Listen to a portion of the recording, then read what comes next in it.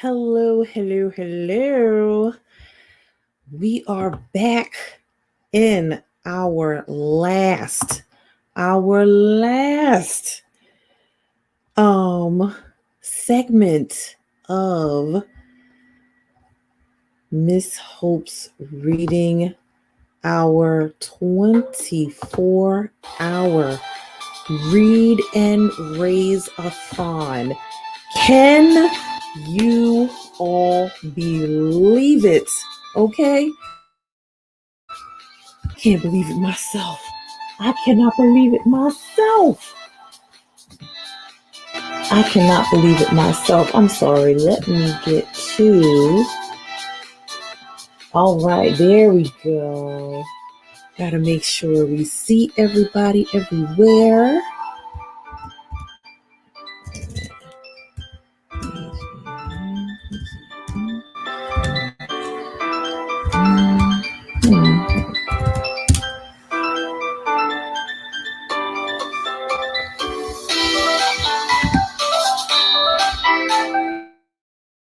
Yes, come on now.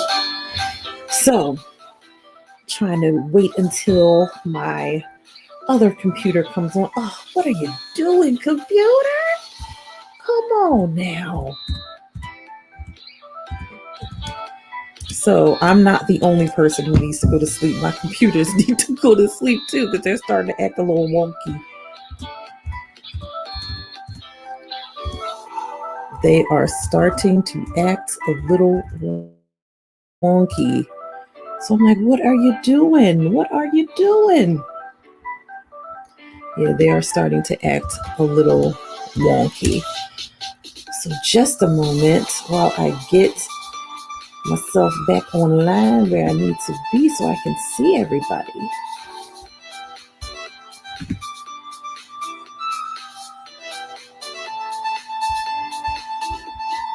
Okay, let me close that. All right. And we're back. Oh my goodness. Can you believe it that we are on for the last segment? 6 segments, almost 4 hours apiece. We did it. Oh my gosh. So if you can see, let me take my little banner off for a little bit, for a little second. As you can see, I'm repping my ACE after school program shirt. Repping. Excuse me. Ooh. I'm surprised I didn't have to sneeze more than that. So I'm repping, okay? Unfortunately, I did not have a Martha Washington t-shirt. Like I told you, I have my zip-up sweatshirt, but it's too hot for all that. With the lights and everything and how warm it's been, there was no way we were going to wear that. No way, okay? But we are here for our last segment. Thank you so much to all of you who have donated, every guest reader who has come on. So, of course, as we have pretty much began every other hour, I want to start with videos about the organizations that we are donating to. I'm going to start off with that because reading for all of you who may be early risers and you're like, who is this lady? What is she doing? So I am Miss Hope of Miss Hope's Reading Hour. And Miss Hope's Reading Hour offers literacy and joy to children and anyone who will listen to awesome books and stories. So Miss Hope's Reading Hour was created really basically due to the pandemic. I was praying and God, what should I do, Lord, to help my school kids to be able to handle this pandemic? And this is the idea he gave me. And we've been rocking it for a year, okay? Rocking it for a year. April 13th, 2021 was our first anniversary. So, in celebration of our first anniversary, the Miss Hope's Reading Hour 24-hour Read and Raise-A-Thon. This is in celebration, okay? So, for all of you who have been here since 8 a.m. yesterday, okay? We started at 8 a.m. on April the 30th, and we are ending at 8 a.m. today on May the 1st. Oh my goodness. I didn't think I would have this much stamina. It is only God that I am still awake right now. It is only Him. Thank you, Lord. Okay. So, first, I want to share with you some videos about the organizations that we are donating to, because it's not just reading in celebration, it's reading and raising money for some very worthy causes. So those causes are the West Philadelphia Action for Early Learning, Ronald McDonald House Charities, and Heifer International. So you may not know who those organizations are, and I want to share with you some video about who those organizations are and what they do, okay? So let me share that with you right now. Okay, so first, let me share with you about Action for Early Learning. I want to share that with you first.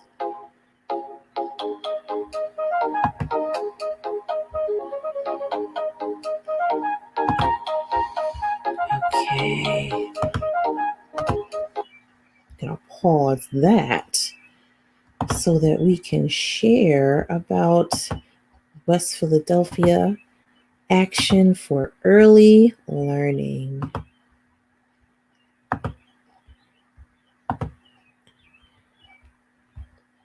So just as a disclaimer, like I made before, all of these videos were made pre-COVID-19 stipulations. So you don't need to get freaked out about social distancing, because these were all made pre-COVID. So just wanted to make sure you knew that. Okay. All right. Let us share about West Philadelphia Action for Early Learning. Early learning really truly benefited my son in so many different ways. My name is Maria Walker, and I'm Project Director for Drexel University's Action for Early Learning.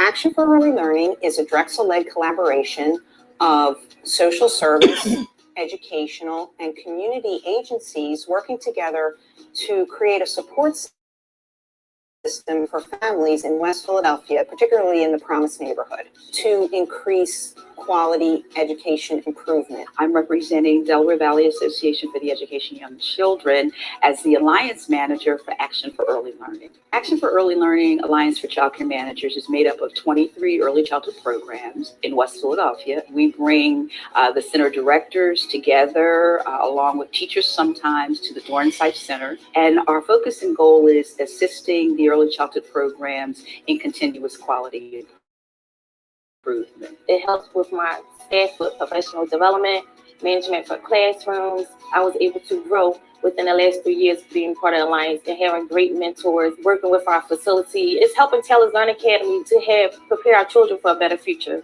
Teachers and directors are trained to make sure that young children ready for kindergarten. It's a big difference, because that child who has not used early childhood education, he starts off behind. Action for Early Learning has a very strong focus on early literacy. Functional literacy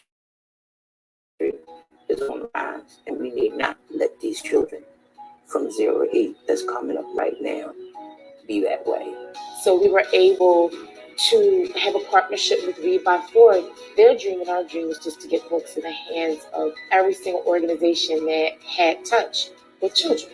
To just improve the quality of the centers wouldn't be enough. If the community didn't buy into it, and if parents didn't understand the reason why it's important to improve those centers, the children wouldn't benefit from the work. People's Emergency Center created an excellent cohort of family ambassadors to spread the word about the need for families and caregivers and parents to make sure that their children are attending high-quality centers. Family ambassadors are very good. They come out to each event that we have at the center. They talk to the parents and have the parents get engaged with whatever activities we have going on, whichever information they have in reference to childcare. Talk to the parents one-on-one. They get firsthand knowledge how to not just help themselves and help their children, but they get a chance to help other children through their experiences. It takes a village to raise a child. You know, everybody has to be involved. It is not a thing where everybody's separated, everybody's different, but we're all of like minds and we're communicating and we're able to help one another out. The biggest goal for me is just community.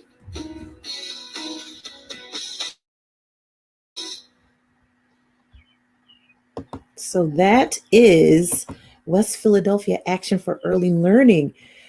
All the things that they do to prepare children and families for proper early childhood education and to be ready for kindergarten, and training parent ambassadors so that they can help other parents to find the early childhood education that is best for their child.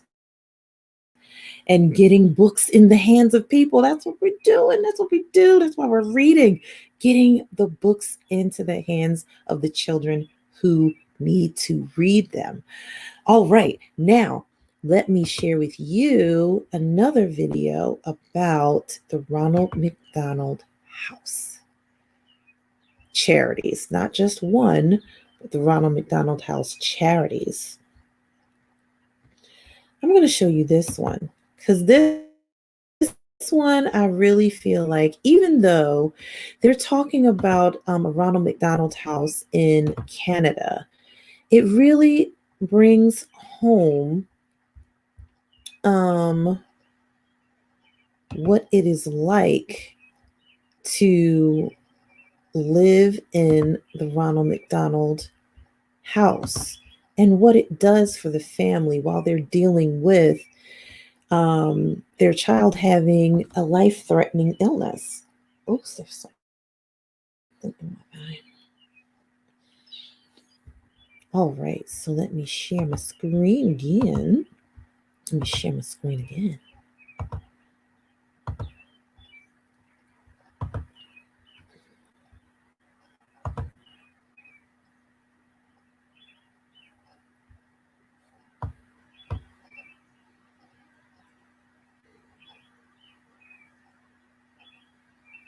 There we go.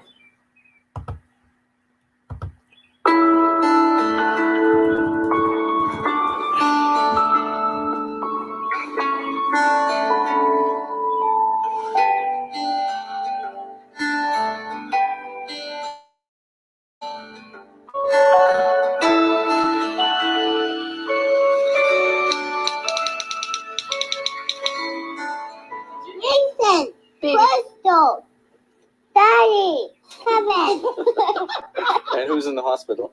Nolan. For us, we're from Saskatchewan, and we feel a long way from home.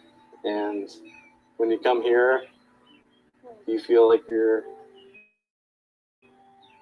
closer to home, and because you get to see people that actually care and take care of you in a time where you can't really give to other people. And when people give to you, in your moment of crisis, it's extra special. And it's really encouraged me personally and us as a family, just of good people in this world.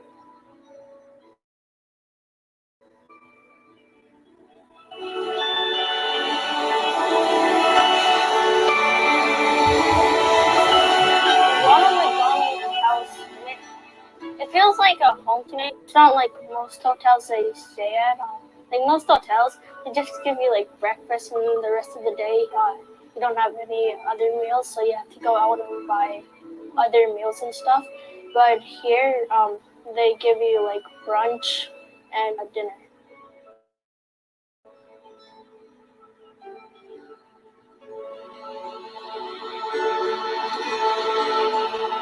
My daughter has Crohn's and she's having a major flare right now.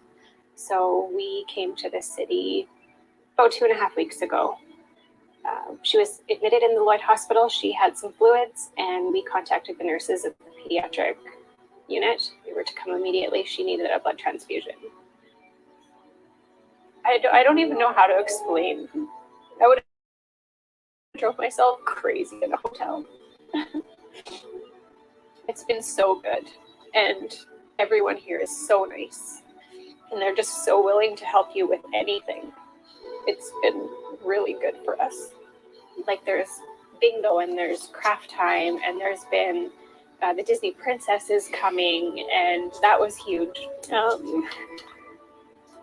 All of it. There's so much. I enjoy my time here. When I play with my friends, I don't feel like leaving anymore because I'm not really close to people.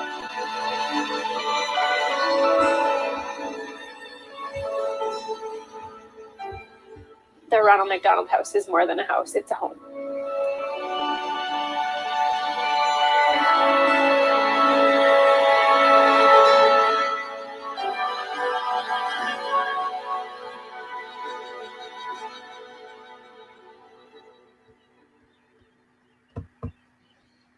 Every time I see that video, I like that last line where it says that the money that you give will help families when they need it most.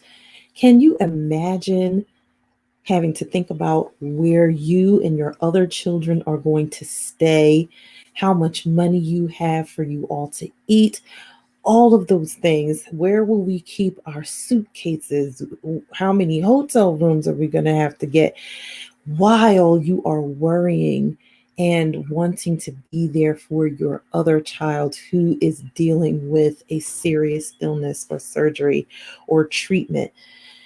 The Ronald McDonald House charities and the Ronald McDonald houses provide that home atmosphere so that parents do not have to worry about that at all. So please do donate. All right. Our last video about our organizations is for Heifer International. And I'm sorry, this is the best one. Mr. Alton Brown from Good Eats on the Food Network. I'm sorry, I really like that show. But his video for Heifer International was so perfect. It was so perfect. And he talked about really the difference that Heifer International makes for people in other countries. So hold your horses and let me get the video up.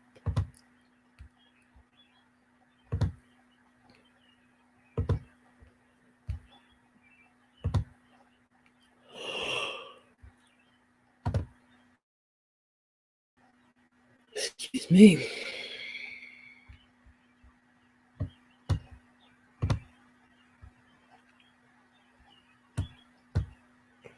Brown for Heifer International. And I used to have a goat. All right, maybe it wasn't a goat. Maybe it was a cow or a water buffalo or a sheep or a llama or trees or chickens or even bees. In which case, a leash would seem perhaps odd. Okay, my goat's not really missing. It went to a family somewhere in the world or even here at home. We went to people who really needed it. But why a goat, you might ask, or a cow, or a water buffalo, or bees? Why not send tractors if you want to help? Well, first, because in most of the places of the world where heifer works, the nearest gas station is a very long way off. And gas probably costs about $1,000 a liter. As for a mechanic, well, that's like in the next country. And let's face it, an animal has a much better engine, one that can move people's lives. You turn it on, it gives you milk, or wool, or eggs. It plows fields, it produces, how can I say this politely, fertilizer that makes crops grow. It's like giving someone a small business, because all of those products, the milk, the wool, the eggs, turn into income for medicine, school, clothing, a better home, a sustainable livelihood. And the animals produce livestock, because animals make baby animals. That's what they do. Try that with a tractor sometime. Anyway, the next thing you know, the family is passing on the gift, sharing the animal's offspring and the training that came with it with another family who does the same thing, and so does the next family and the next, until pretty soon you've helped to lift a whole community out of poverty. Cool, huh? You see, Heifer International isn't just about animals and training. It's about the amazing things that happen when people realize they can stand strong all on their own, like the resourcefulness and skills they discover, the communities that grow, the attitudes that change. It's amazing. Suddenly, hope happens, and it's like somebody turned on a switch. And you know what else is amazing? It's the power you have to make the lasting change happen all over the world every day. That's where my goat went. And that's what you start with one gift to Heifer International, a gift that grows, and maybe the best, hardest working gift you'll ever give. And that, my friends, is a recipe for lasting change.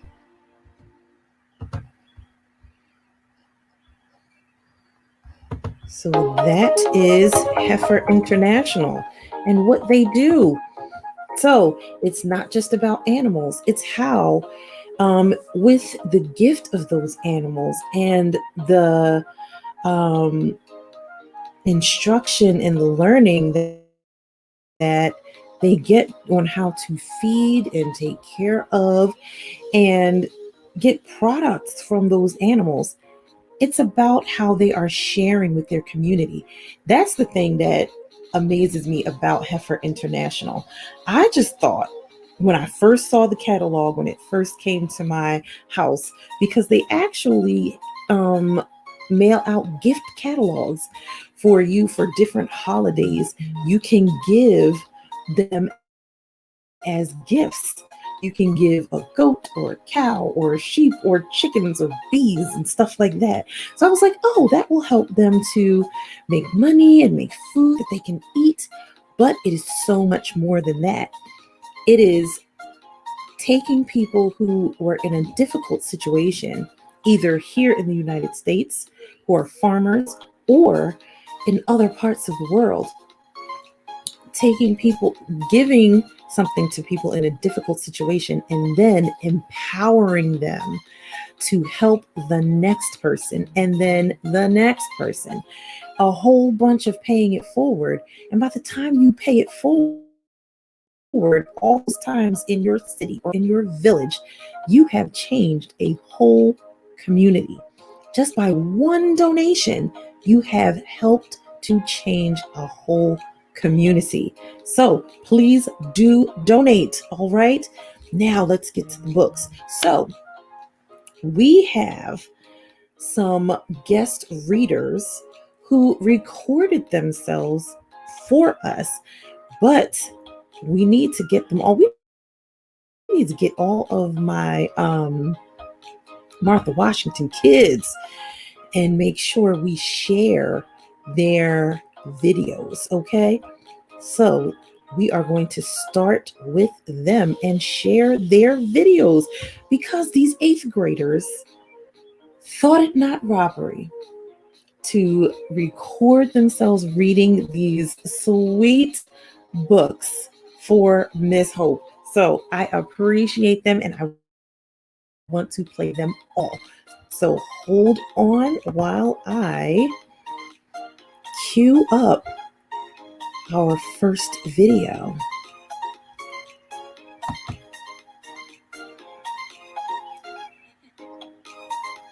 Let's see. Okay, let me do that. So let me pause that.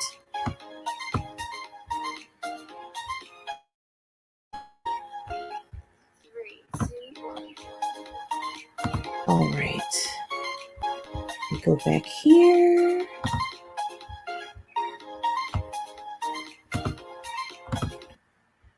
Let me share the screen so you can see the video.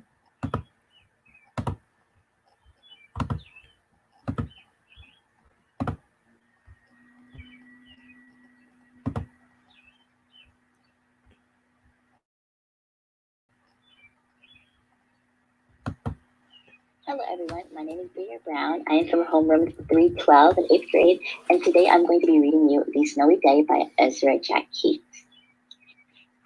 One winter morning, Peter woke up and looked out the window. Snow had fallen during the night. It covered everything as far as he could see. After breakfast, he put on a snowsuit and ran outside.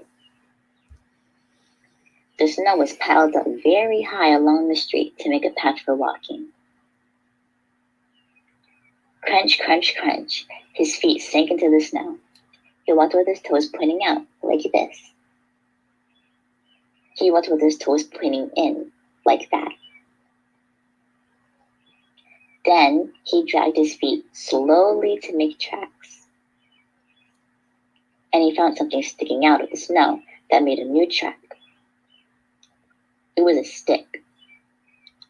A stick that was just right for smacking a snow-covered tree.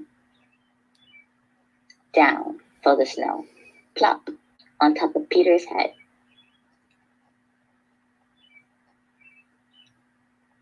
He thought it would be fun to join the big boys in their snowball fight. But he knew he wasn't old enough. Not yet. So he made a smiling snowman. And he made angels. He pretended he was a mountain climber. He climbed up a great, big, tall, heaping mountain of snow and slid all the way down. He picked up a handful of snow and another and still another. He pecked it round and firm and put the snowball in his pocket for tomorrow. Then he went into his warm house. He told his mother all about his adventures while she took off his wet socks. And he thought and thought and thought about them. Before he got into bed, he looked in his pocket. His pocket was empty.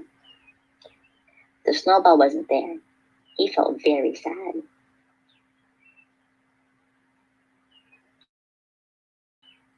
While he slept, he dreamed that the sun had melted all the snow away. But when he woke up, his dream was gone. The snow was still everywhere. New snow was falling. After breakfast, he called to his friend from across the hall, and they went out together in the deep, deep snow. The end. Thank you so much, Breer. All right, let's get to the next one. So I got to make sure to get all my kids in now.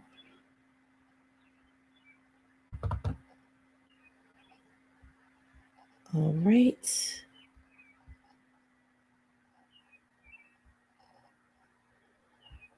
Just a second.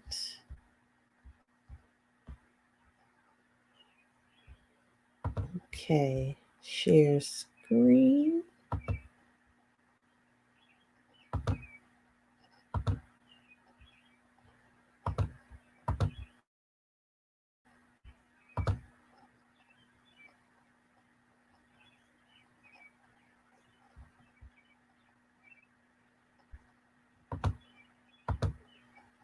That doesn't seem right. What did I just do?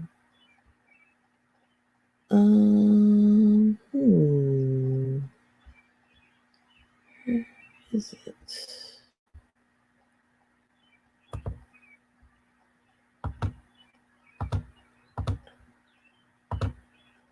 There we go.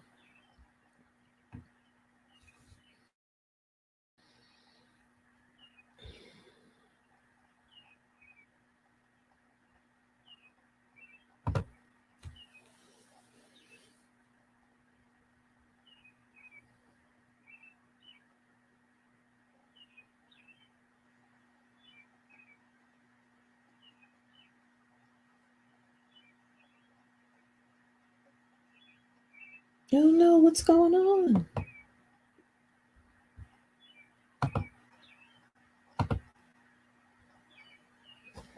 Uh-oh. Oh no. I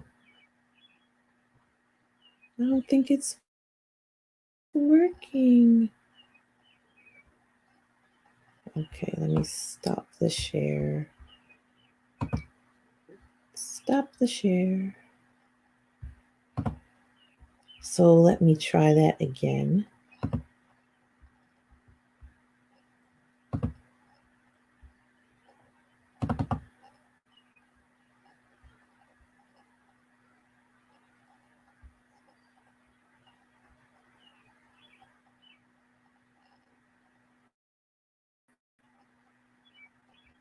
Let me see. All right, let me share the screen. Window, share.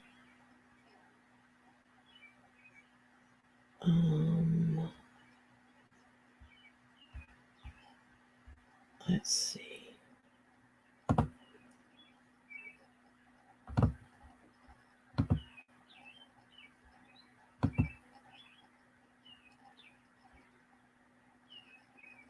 Oh no, what is going on? No. Oh, that's what it is.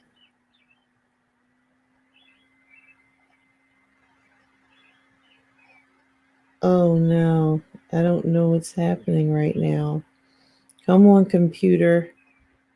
You've been good all this time. Let's stop the share. Oh, what is going on?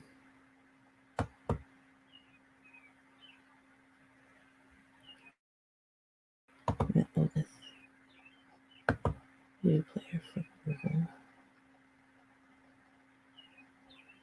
No. Let's go. No, I don't do that. Yes.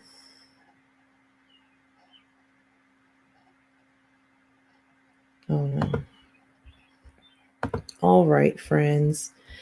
I do not know what the issue is with these two videos, but for some reason they are not playing. I don't know. Well, we will come back to these. We'll come back to them because I do want to play all of them. We will come back to them, but for right now,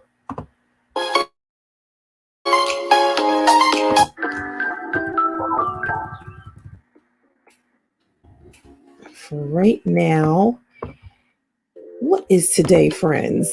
Today is Saturday. So, oh, wait a minute. Where's my book? Where did I put it? Oh, no. Where's the book? Oh, my goodness. What is happening? I had my book. Where is it? Oh, it's underneath all these other books. I keep telling you, friends, there's a lot of books in here. So, no, I'm not going to read that book first. I want to read a thank you book because I want to thank you all for showing up and coming and watching and hanging out while I have been up all this time, and some of you stayed up pretty late with me. So I wanted to say thank you. So this is a book that I read and I was like, oh, I love this book. This is really a sweet book about gratitude. And I want you all to know I am so thankful and appreciative for you coming on, you donating, for the guest readers, whether you recorded or came on live. Thank you so much for all that you did to help make the first annual Miss Hope's reading our 24-hour Read and Raise-A-Thon a success. Okay, so our first book to read in our last block of time is The Thank You Letter. The Thank You Letter. This book is by Jane Cabrera. The Thank You Letter.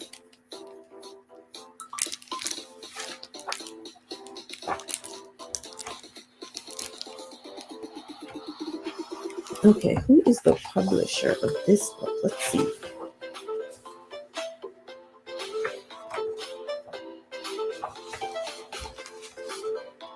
Okay, this is a Holiday House book. Grace's birthday was almost here. She had written a list. Things I would like for my birthday. A puppy, a robot, books on how to build a den, sparkly shoes, pens and paints, magic wings, tent and camping things, and lots of chocolates. Girl after my own heart, like the chocolates.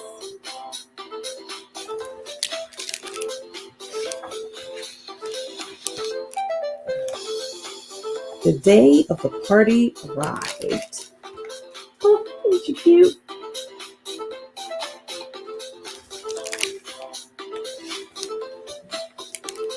There were games and ice cream and presents, and the sun shone all day.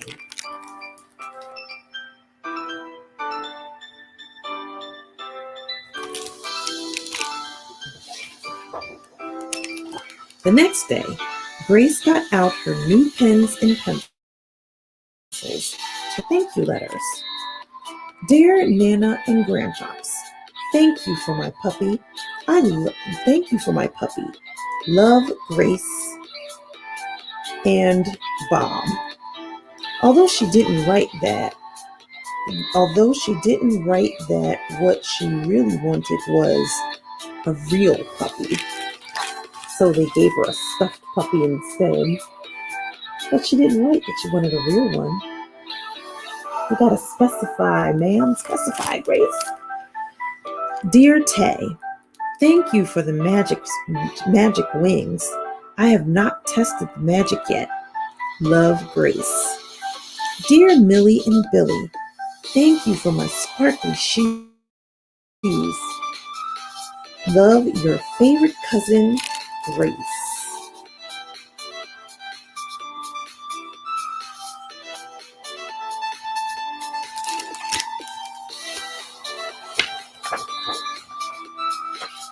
Dear Aunt Mary, thank you for the gloves.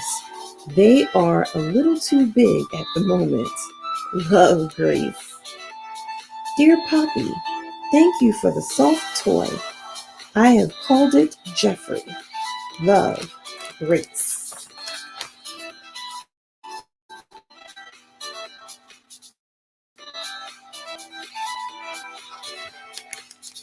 She only stopped for one quick snack.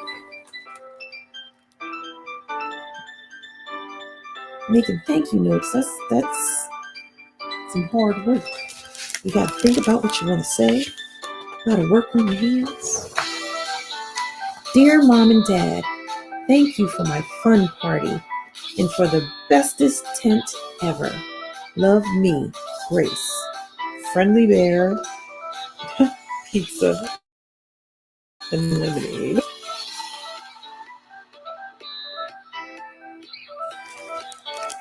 Dear Jayla, thank you for the pens and pencils. I love them. Love, Grace. Dear Noah, thank you for the awesome robot costume. Oh, excuse me. Thank you for the most awesome robot costume. Love, your sister, Grace.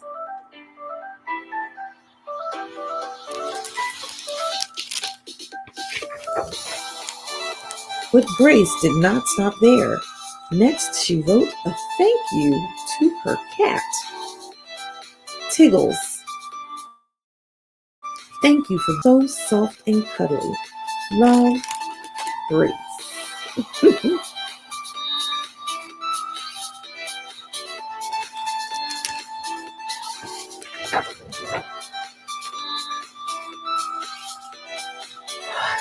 me. A thank you to the lady in the thrift store. Dear Mimi, thank you for being so kind and always giving me candy. Love, Grace. A thank you letter to her favorite teacher. Dear Mr. Jones, thank you for teaching me my letters. Love, Grace.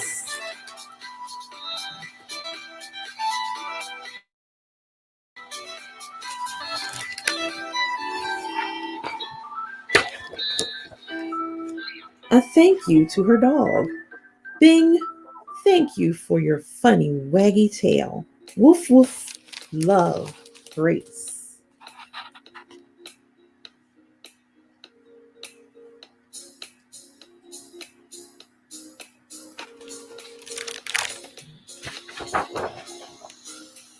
Grace even wrote a thank you letter to the sky. She put it on a tree as high as she could reach. Dear Sky, thank you for being so blue today. Love from Grace.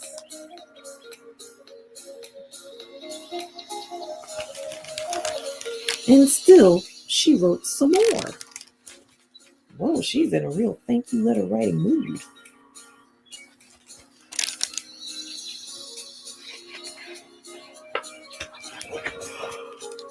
Oh, excuse me. Oh.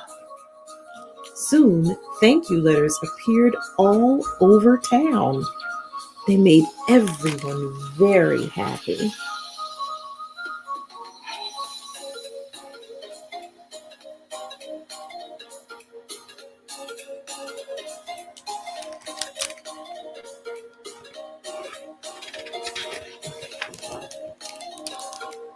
So one afternoon, when Grace came home from school, she ran up to her new tent and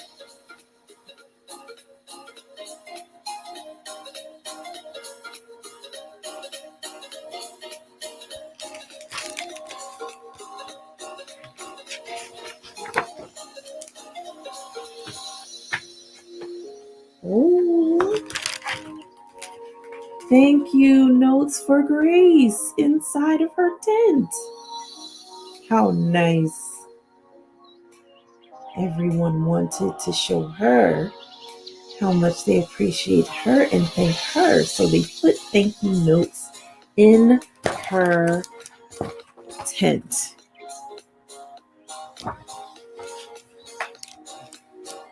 Love notes everywhere.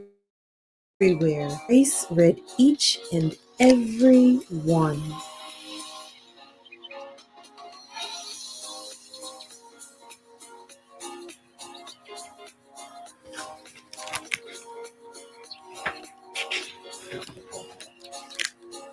Of course, she then wrote lots of her own, along with one last special thank you letter.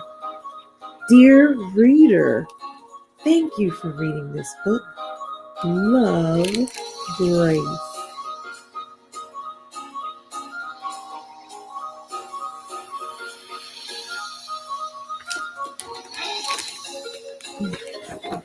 The end. So let that be a thank you to you. Thank you so much for joining me during this Read-A-Thon. This has been an awesome experience, my friends.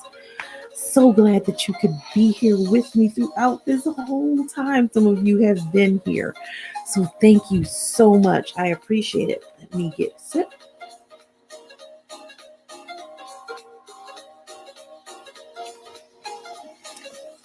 Thank you so much. So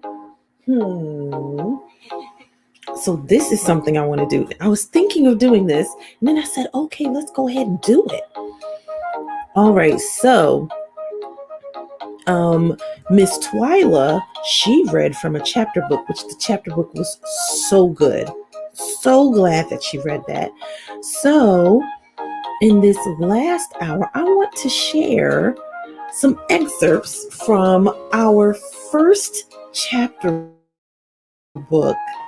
The started when Miss Hope's Reading Hour started being on YouTube. Because before, when we first started, it was just Instagram and Facebook. Then I added YouTube, and then I added Periscope. So let me share my screen. You'll see how different Miss Hope's Reading Hour was.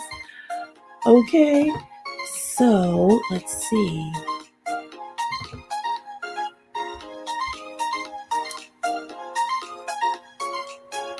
Oh, there it is.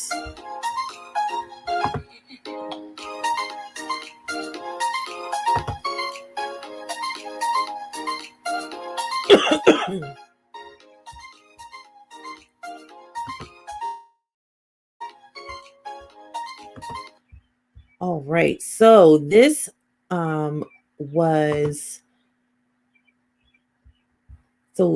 was our first chapter book on YouTube. Once Miss Hope's Reading Hour got on YouTube, it is a book called Belly Up by Stuart Gibbs, and it was a doozy. Listen, you all should know by now, if you are a watcher of Miss Hope's Reading Hour, how much Miss Hope loves murder mysteries.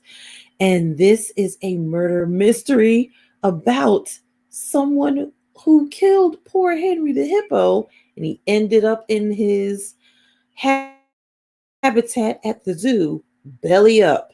That's why it's called Belly Up. Enjoy this excerpt of Belly Up. This is our new chapter book that we are starting today. Belly Up by Stuart Gibbs. Let's find out what this is about. Try to think in your mind, what is this book about? There is a hippo upside down in the water, not looking well.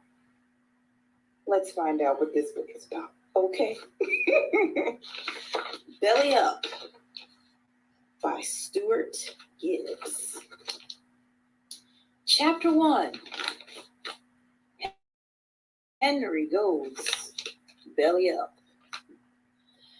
I'd just been busted for giving the chimpanzees water balloons when I first heard something was wrong at Hippo River. Large Marge was the one who caught me. No surprise there. Marge O'Malley was a security guard, but all she did most days was follow me around, waiting for me to cause trouble. I saw her slinking after me all the time. She'd always try to hide behind rocks and trees and stuff, but it was never hard to spot her because Marge was built like a rhinoceros.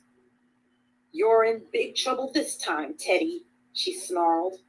She was making a big show of apprehending me in front of a crowd of tourists, shoving me up against the rail of the chimp and frisking me for weapons, like I was a mugger in some urban back alley instead of a 12-year-old boy at Fun Jungle, the newest, most family-friendly theme park in the world. Why don't you arrest some real criminals for once, I asked. Right now, you're the only person I see making trouble. That's just because you're not paying attention. It was true. Half the park guests broke the rules. There were signs posted everywhere telling them not to feed the animals, or bang on the glass of their exhibits, or harass them in any way. But they all did it anyway. Only 10 feet from where Marge was patting me down, an entire family was pelting a baby chimp with peanuts. They weren't trying to feed it, which would have been bad enough. The animals had very restricted diets to keep them from getting sick. They were laughing every time they hit it. "Watch this," said the dad. "I'll bet I can hit him right in the head." Right as he was about to let it fly, though, a huge red water balloon sailed out of the chimp exhibit and nailed him in the face. It exploded on contact, drenching him. Before he could recover, another balloon hit him, and another, and another. The chimps were fighting back just as I'd hoped. That's why I armed them. If the security guards weren't going to protect the animals, then I figured I ought to help the animals protect themselves. After all, how would you like it if someone banged on your windows or chucked peanuts at you all day? Within seconds, the whole chimpanzee troop was lobbing balloons, howling with delight as they pelted the family from all sides. The family stumbled about, slipping in the water and spluttering for air. And now everyone was laughing at them. Well, everyone but Large Marge, who was born without a sense of humor. She whipped out her radio and alerted headquarters. "HQ, this is O'Malley. We have a water balloon situation at Monkey Mountain. I've apprehended the perpetrator, Mr. Theodore Fitzroy. But I need backup." Marge always spoke like she'd seen way too many cops. "Never mind that," the dispatcher responded. "Get over to Hippo River. We're getting reports that something's wrong there." Marge frowned, though not out of concern for hippos. She was annoyed at her request for backup had been ignored. "I don't think you appreciate the magnitude of the situation here."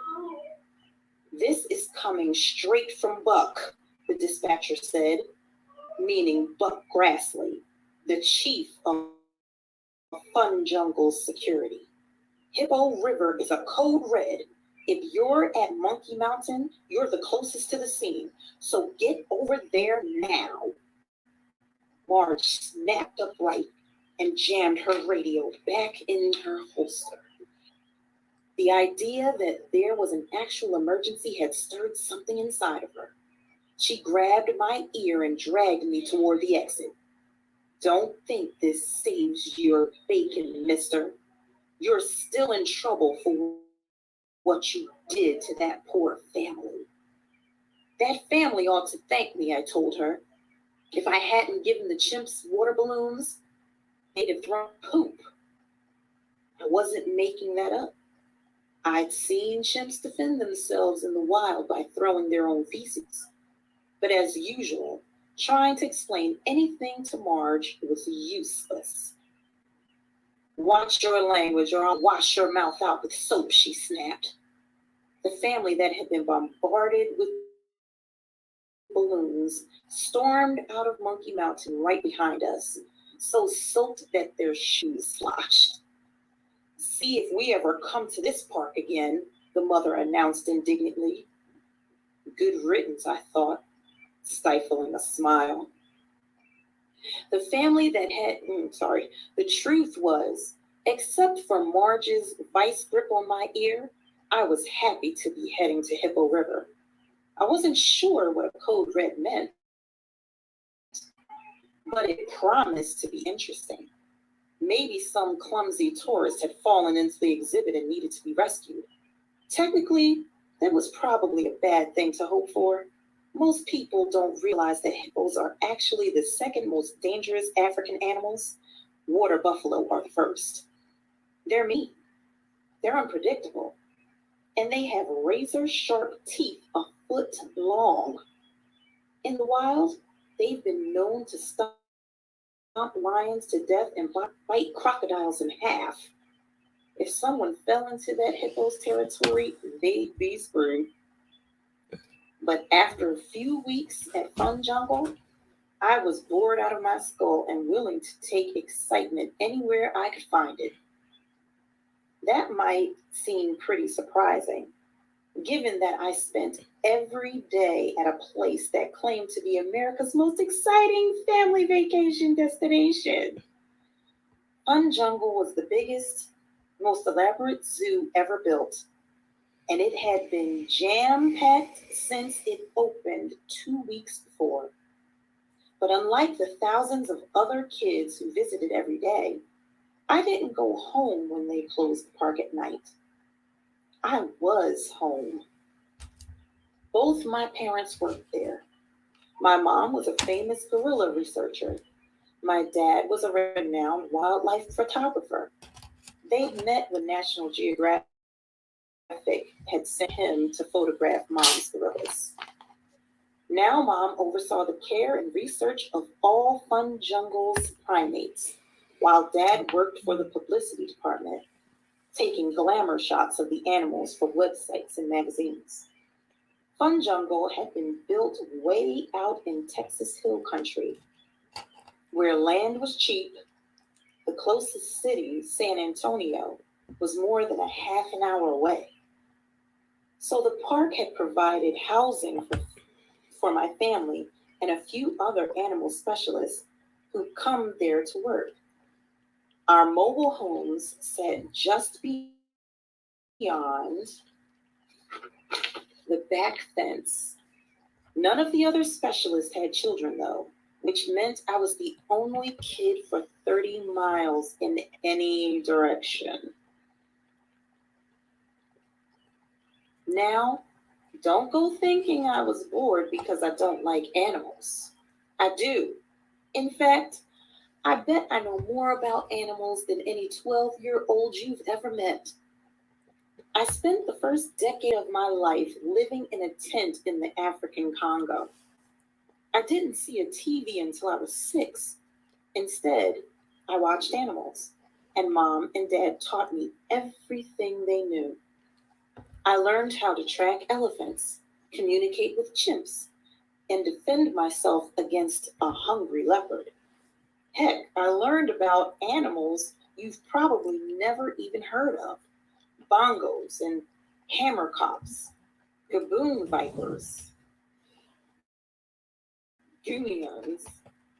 My first friend was a gorilla my age named Mfuzi. I loved being around animals every day.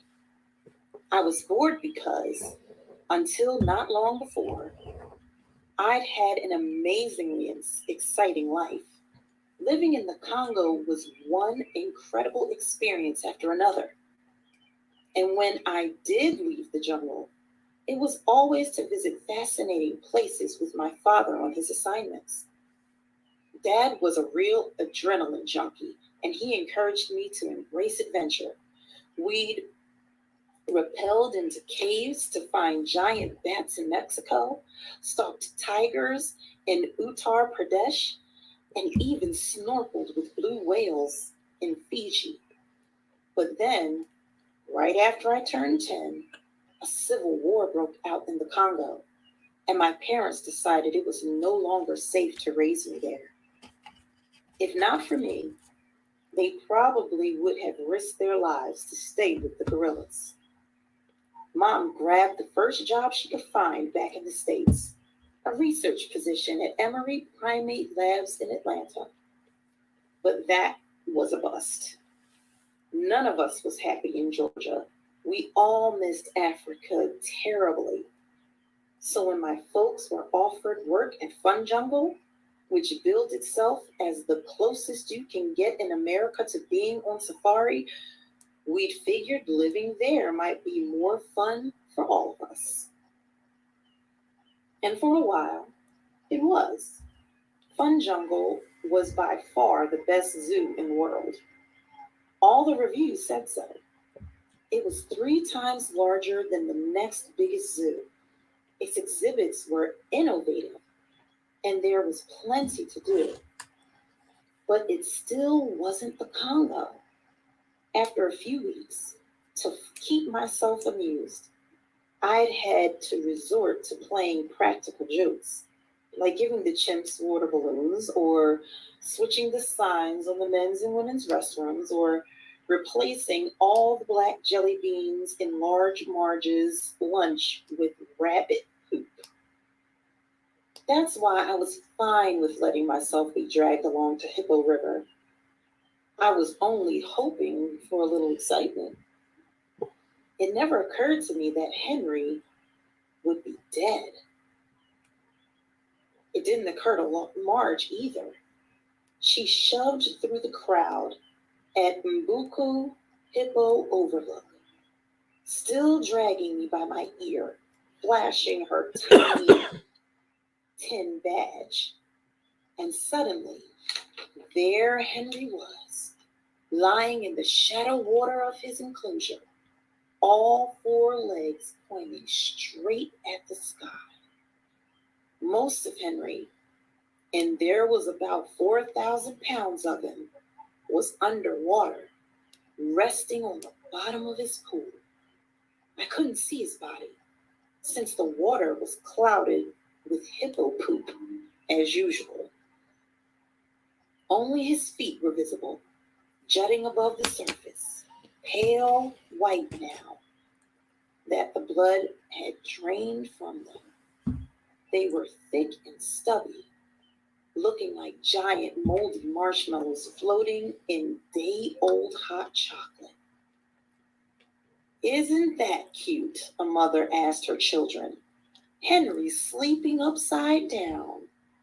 Marge's grip finally relaxed on my ear. She was so stunned, she'd forgotten about me. Instead, she stared at Henry vacantly, not knowing what to do. She wasn't the only one. There was always a crowd at Mbuku Hippo Overlook, but today it was more packed than usual. Maybe word had got out that Henry had kicked the bucket, and some folks had come running to see. But most of the visitors appeared to be caught by surprise. They just stood there, gaping at those feet, unable to believe that Henry the hippo was dead. I admit I was pretty shocked myself, since Fun Jungle had more than 5,000 animals on display. You expected things would go wrong now and then. Every day, dozens of animals got sick. Maybe even one or two would die. But for Henry to go belly up? That was pretty much the worst case scenario, given that he was the park's mascot. Fun Jungle had been advertising all over the world for a year before it opened, and every one of those ads, every TV commercial, radio spot, and billboard featured Henry. Well, not the actual Henry, but a cartoon version of him, who said corny things like, "Come visit Fun Jungle. It's more fun than a barrel of monkeys, and I ought to know." Cartoon Henry didn't look much like the real Henry. He was skinny, purple, and friendly, while the real Henry was fat, gray, and mean. But that didn't seem to bother the tourists. Henry was famous, so they flocked to see him. It was bizarre. There was a far more interesting hippo, Henrietta, in the exhibit right next to Henry's, but most guests didn't give her a second glance. Henrietta could have done backflips and everyone would still be packed 10 deep to watch Henry nap. "Wake up, Henry. It's time to get up," a little boy near me yelled.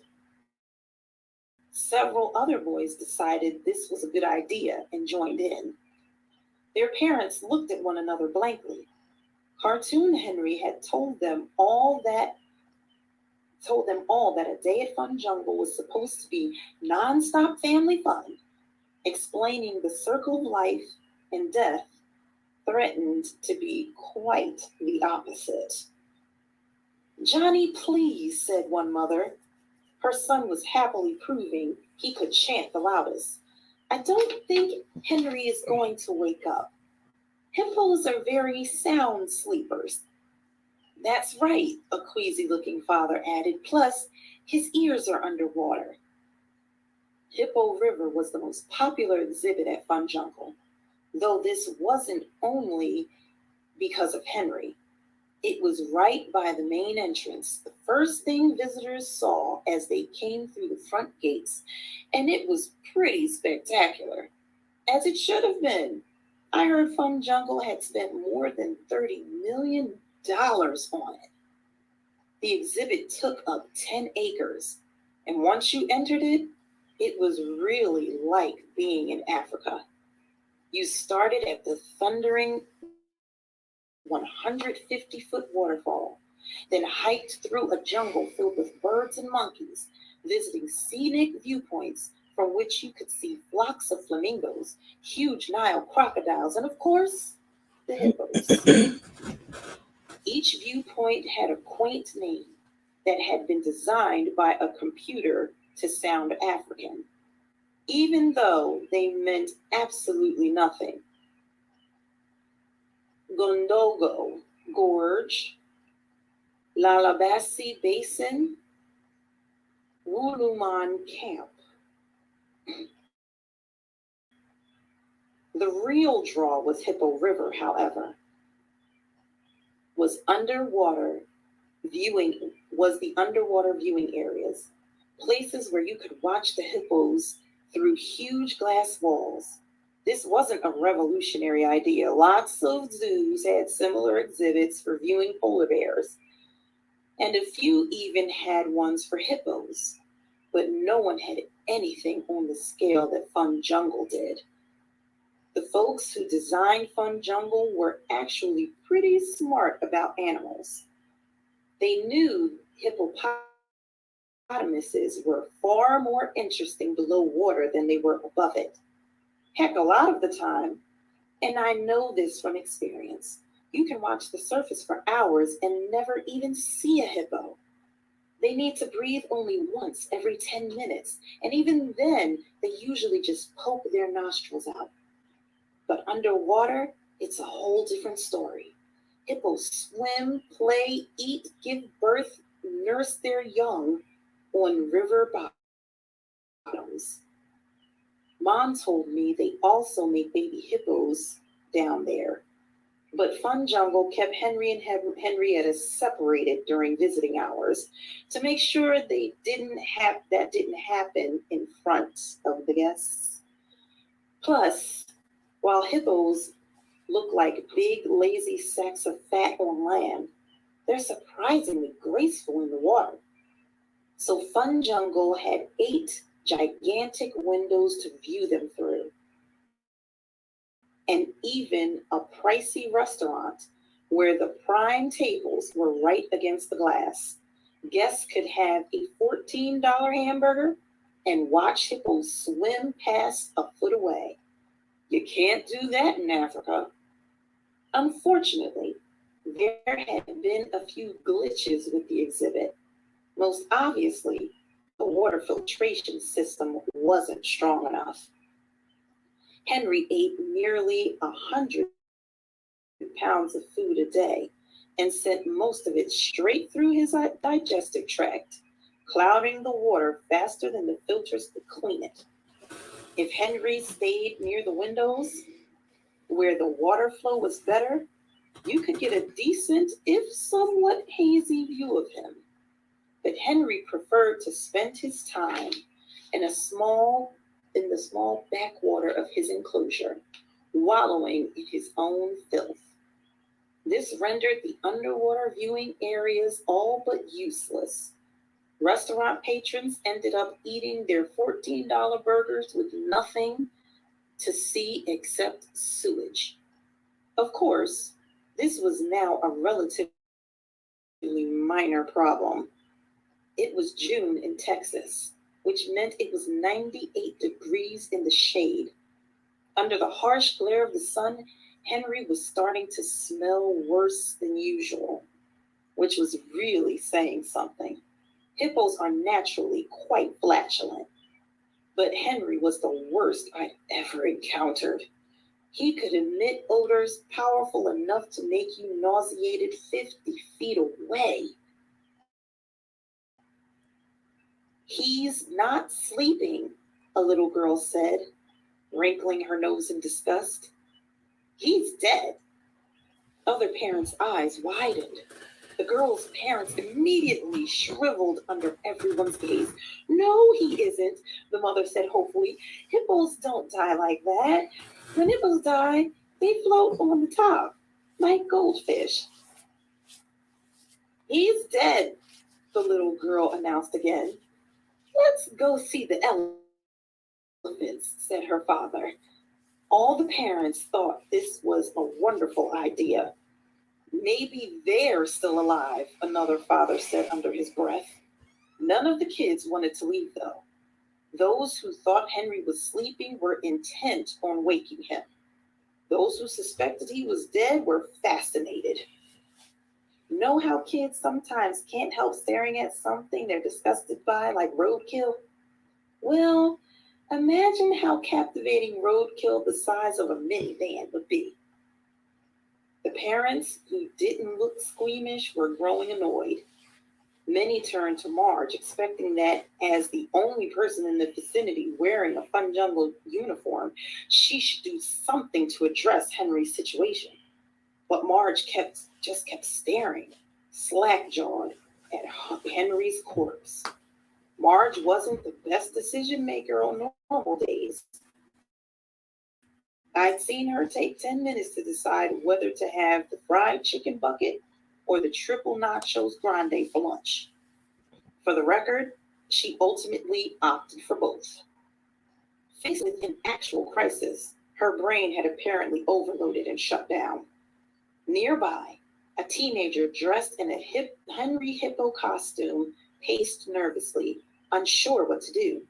His job usually didn't require much thinking.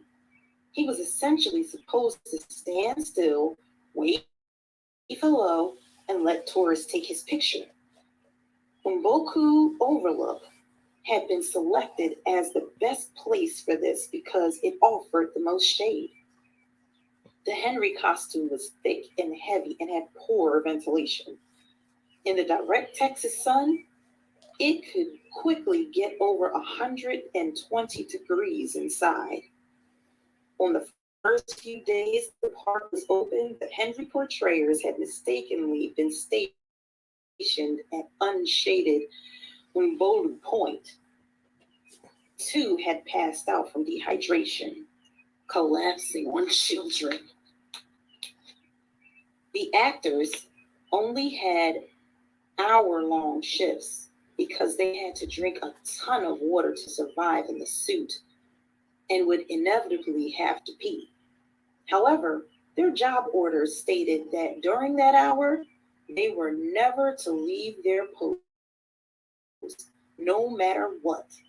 The Henry on duty was obviously felt he shouldn't be there, lurking around the dead hippo like his ghost, but he didn't want to get in trouble either. An excited family came along, unaware that the real Henry lay dead just around the corner. And they then positioned their children at the fake Henry's feet for a photo. The worried actor fidgeted so nervously that the mother had to steady his hands twice. It seemed someone should take care of this, but since Marge was a basket case, that left me. Once the family had taken their pictures, I approached the actor and told him, "You should probably get out of here." "Are you from administration?" Henry asked, contorting, "Get a look at me."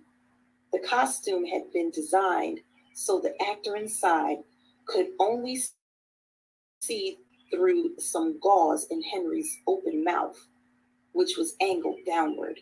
It was well suited to prevent the actors from stepping on children, but not for looking people in the face or, as he had been proved on several occasions, avoiding low-hanging tree branches. Since I was standing outside of his range of sight, the actor had no way to tell I was only 12. "Yes," I said.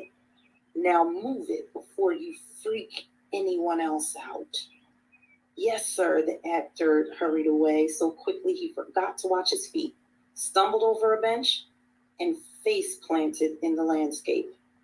I shook my head in disgust. Some people have way too much respect for authority. Well, my friends, this story is already a trip, okay? As my nephew David would say, hi, David, I see that you're on. It's already juicy, okay? So, well, we will end the reading of that right there. So, yes, we have had some quite juicy and interesting some quite juicy and interesting mysteries that we have read in the past. Okay, so let me see. I want to see if those videos will play now because I want to get all of my Martha Washington people in. Let me see. Oh, it's not playing. Oh, try it again.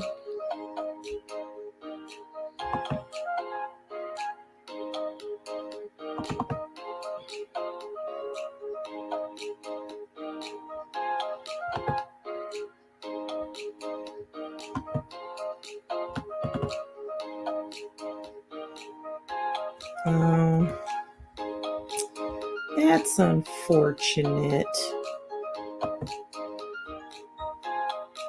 So, unfortunately, two of the students' videos will not play. Oh.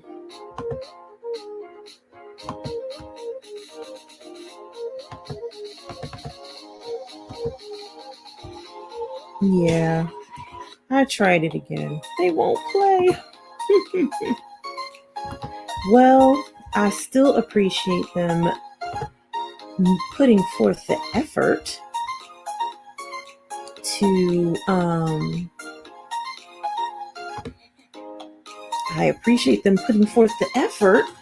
to read for me, and I will still be going on in their classroom to say thank you to them as well. Okay, now there is another book that I want to read for you all. That is a thank you book. Okay, so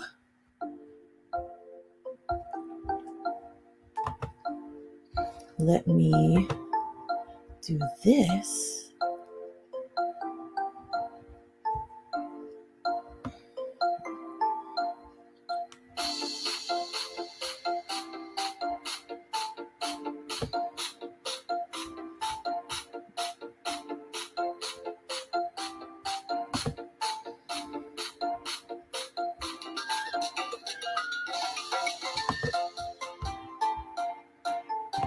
So let's do that. And then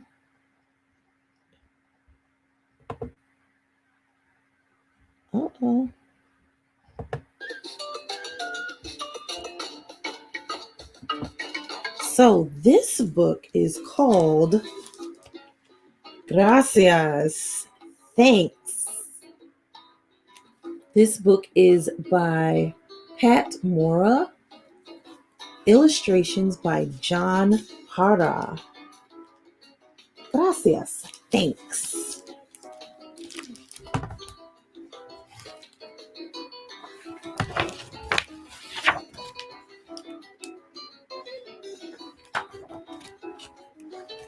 For the sun that wakes me up so I don't sleep for years and years and grow a long white beard.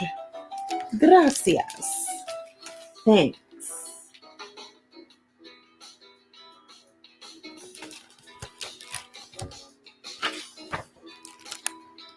For the ladybug that landed on my finger. A little red flying surprise. Gracias. Thanks.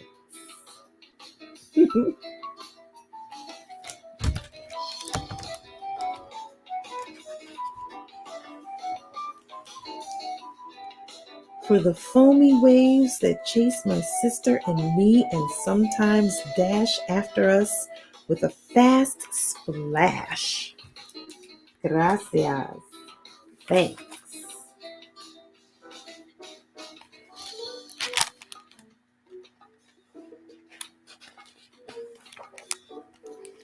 For the bees that didn't sting me and turn me into a pincushion. Gracias. Thanks.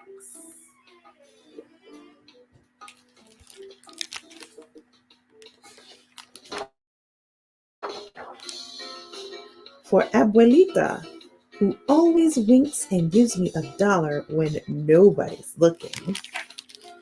Gracias. Thanks.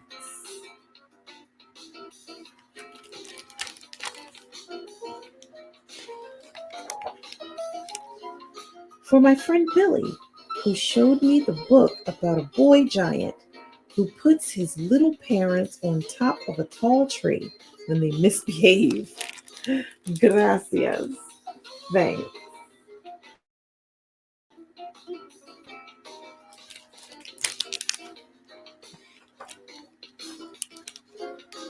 For the worms that brought the big fish to tug on my line.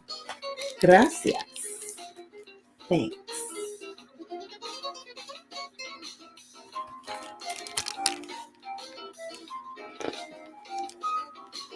For my little brother, who threw mashed peas at my sister and made me laugh so hard I fell out of my chair.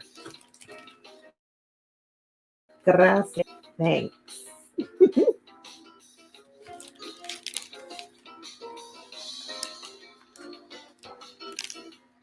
For Mom, who found my homework in the trash. Gracias. Thanks.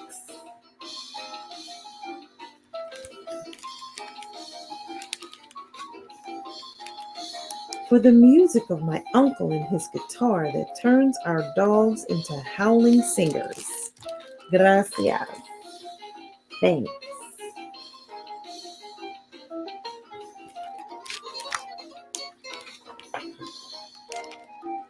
For my family, who clapped and clapped even when I tripped on the stage in the school play. Gracias. Thanks.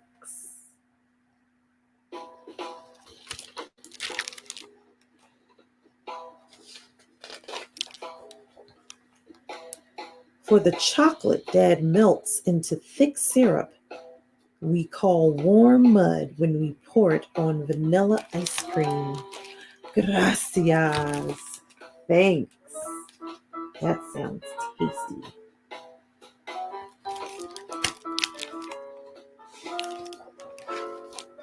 For my old pajamas, so soft they feel like I'm putting on air. Gracias. Thanks. Oops.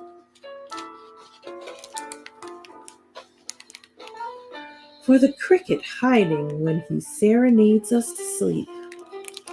Gracias. Thanks.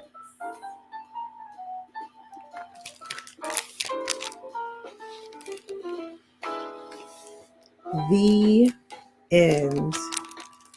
So many things to be thankful for. So many little things that you don't even think about. Thankful for the ladybug.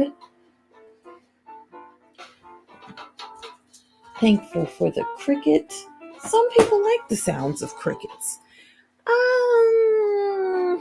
It depends on whether I like the sound of crickets. It depends. So, what is today? Today is a good day because we are on the other side of our 24-hour Read and Raise Read-A-Thon. So hopefully When you guys wake up, you will be thinking, you know what? Last night I did not get a chance to donate, so let me do that today. Or this week or next week, you'll say, you know what? I didn't have it to do on the 30th or the 1st, but I think I can do something in the next 2 weeks. That's why it's going to be up for 2 weeks, friends. That is the reason why, okay? So, since today is Saturday and it is a good day, we are going to read a book about good days. This book is called Daniel's Good Day. This book is by Misha Archer. Daniel's Good Day. Let's see if some of his good day would mean something good for your day. This is a Nancy Paulson Books book, an imprint of Penguin Random House, New York. Daniel knows many people in his neighborhood.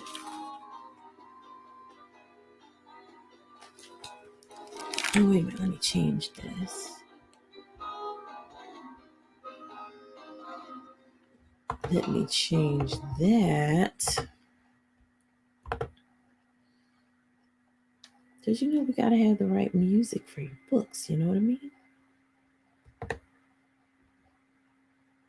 Looking for royalty-free music?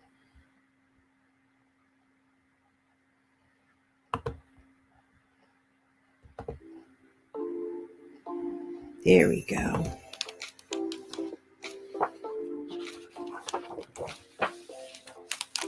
Have a good day, they tell him as he walks to Grandma's house.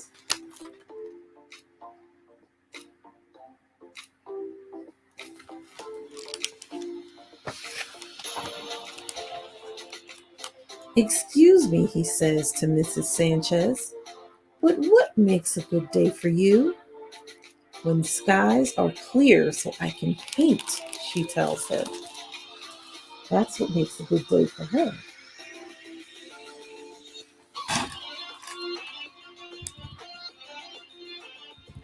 He sees Emma heading to the kite. What makes a good day for you? Daniel asks. A steady wind, says Emma.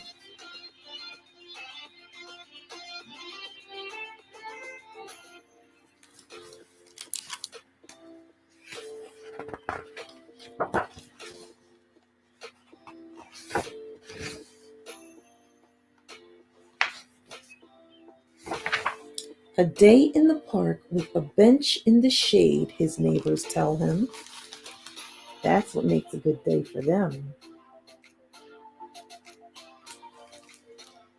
A long nap for the babies, the nanny says.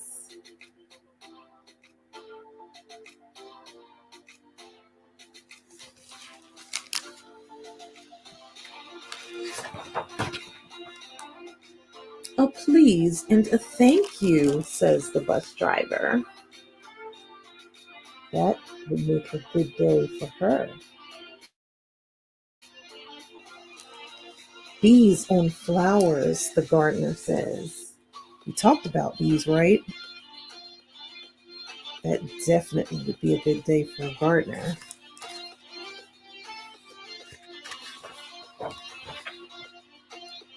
Birthdays, says the baker.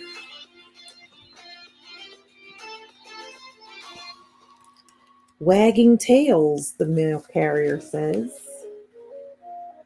Yeah, you want to know that those dogs are happy and not trying to chase you, right?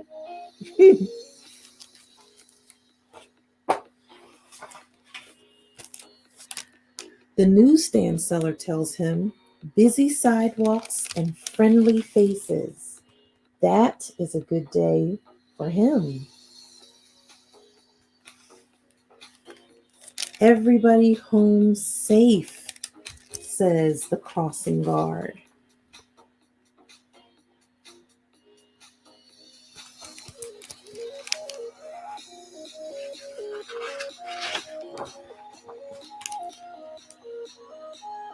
When Daniel gets to Grandma's, she tells him, "A hug from you makes my day good."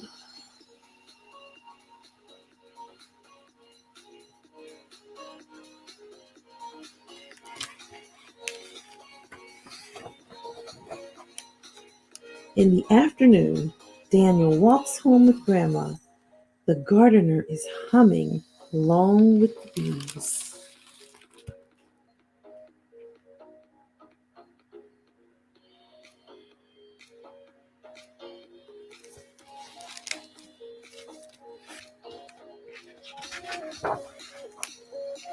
The baker and the bus driver are smiling.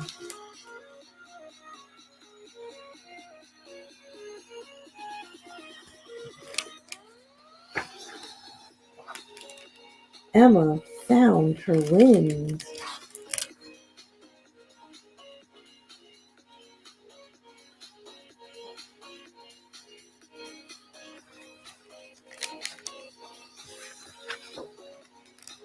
The babies are sleeping. The couple sits on a shady bench. Lots of people seem to be having a good day everywhere.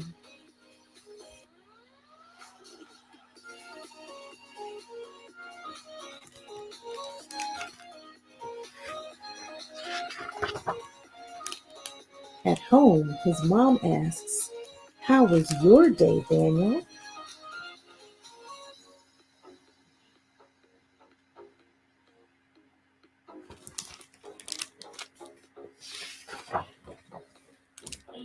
"I had such a good day."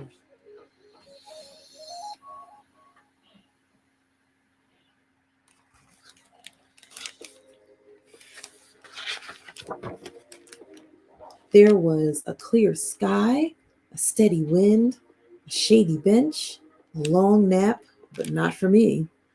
Pleases and thank yous, bees on flowers, but not at a birthday picnic. Wagging tails, busy sidewalks, friendly faces, hugs from Grandma and from you. And everybody home safe, adds Grandma.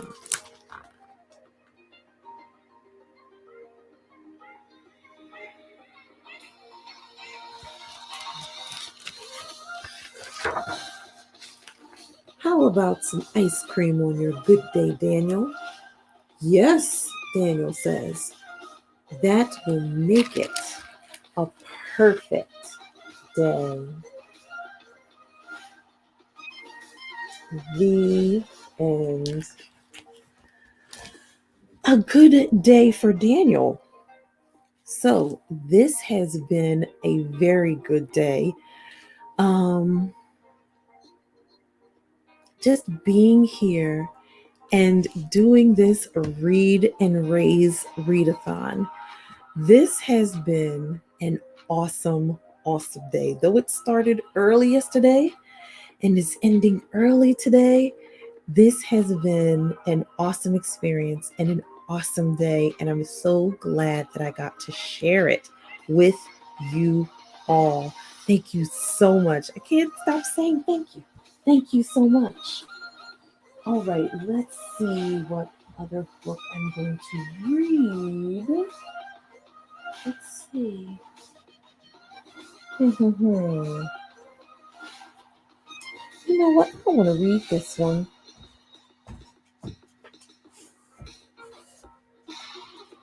Because sometimes we get ideas to do things, but we don't really know what to do with our idea.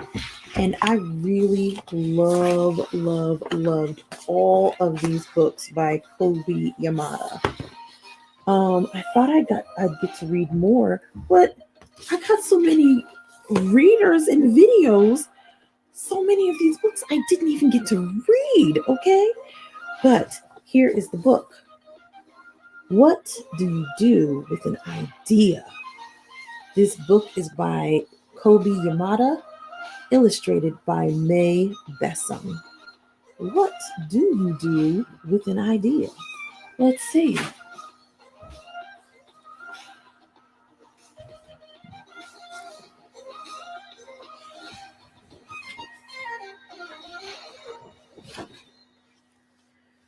One day, I had an idea.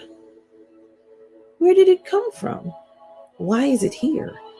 I wondered, what do you do with an idea?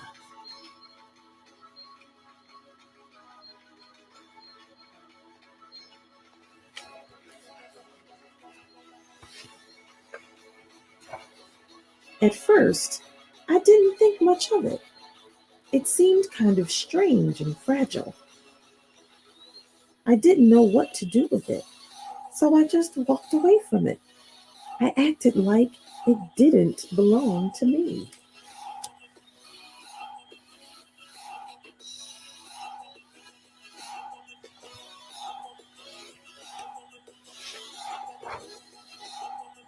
But it followed me.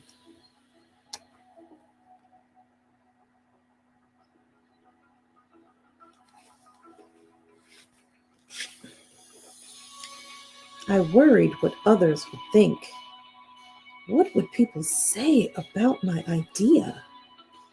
I kept it to myself. I hid it away and didn't talk about it. I tried to act like everything was the same as it was before my idea showed up.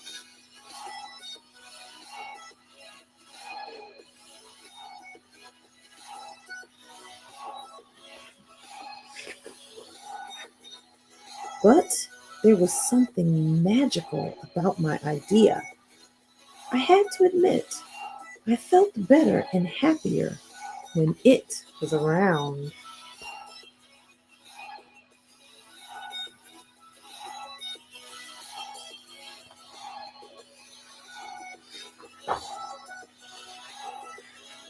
It wanted food. It wanted to play. Actually, it wanted a lot of attention.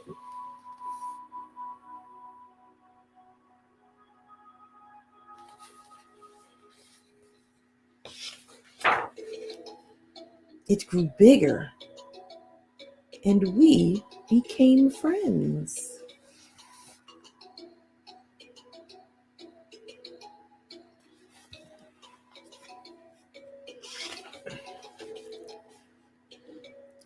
I showed it to other people, even though I was afraid of what they would say. I was afraid that if people saw it, they would laugh at it.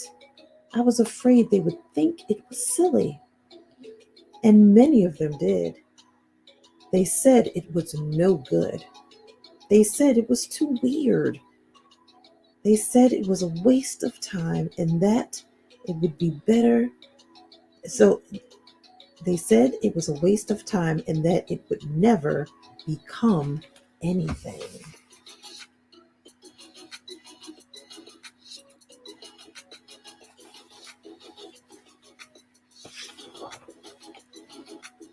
And at first, I believed them. I actually thought about giving up on my idea. I almost listened to them.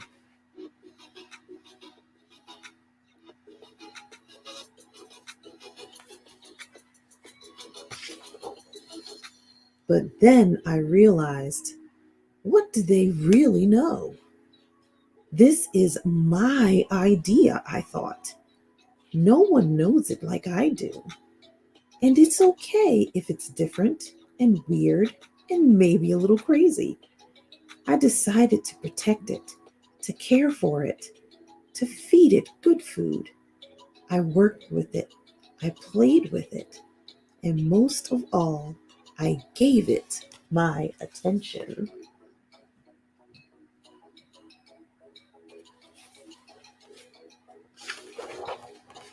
My idea grew, and so did my love for it.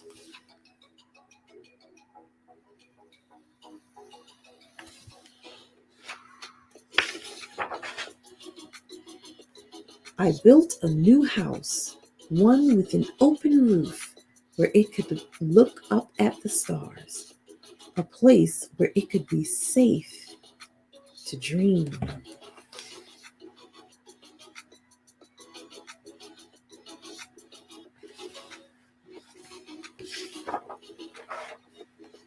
I liked being with my idea.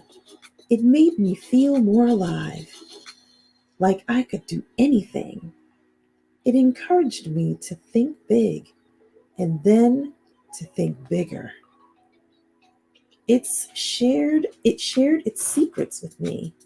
It showed me how to walk on my hands because it said it is good to have the ability to see things differently.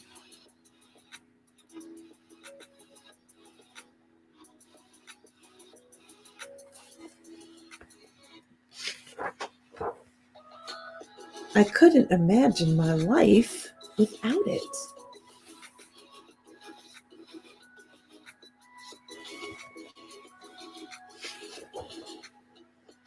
Then one day, something amazing happened. My idea changed right before my very eyes. It spread its wings, took flight, and burst into the sky.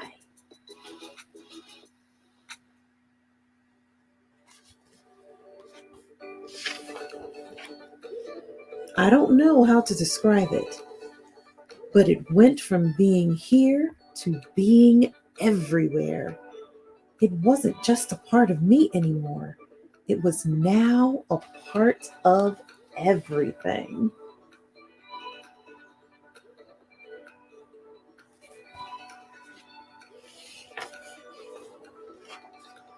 And then I realized what you do with an idea.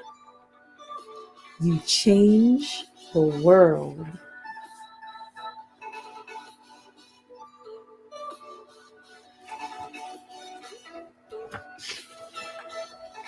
The end.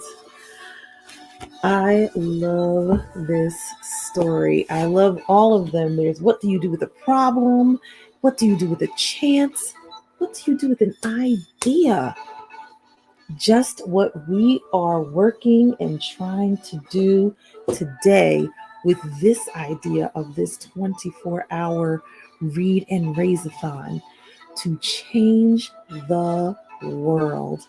That is what we want to do. We want to change our communities here, change communities in the United States, and change all over the world.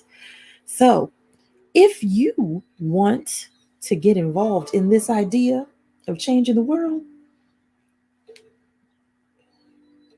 I suggest you donate to the Miss Hope's Reading Hour 24-hour Read and Raise-A-Thon that benefits West Philadelphia Action for Early Learning, Ronald McDonald House Charities, and Heifer International. So get involved. Come on. Get involved so that you can be a part of changing the world. One donation.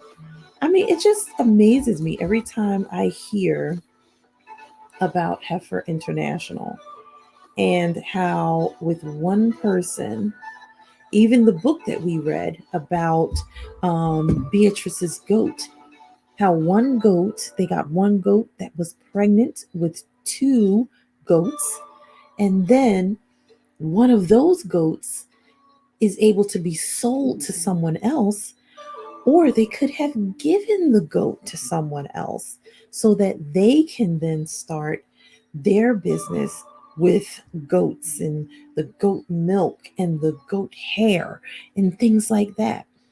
So we can all work together to change the world, friends. It only takes one piece at a time. One piece at a time. All right, let's see what we're going to read. Well, I want this one to be the last one I read. I want that to be the last one. Let me see what we got here. I want to read one more book before we go back to let's see.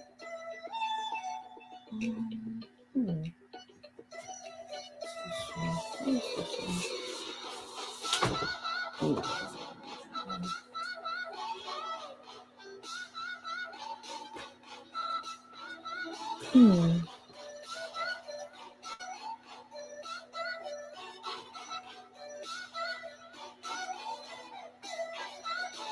Oh, excuse me, friends. I gotta move my table back because I have to get to some other books. Goodness gracious. There's books everywhere. Everywhere, I tell you. Everywhere. There are books everywhere.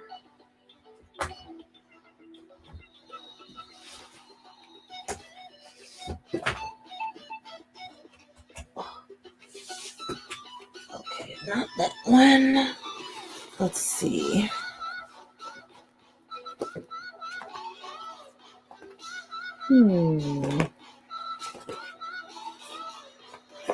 Oh, you know what? Let's read number one, Sam. We can read number one, Sam.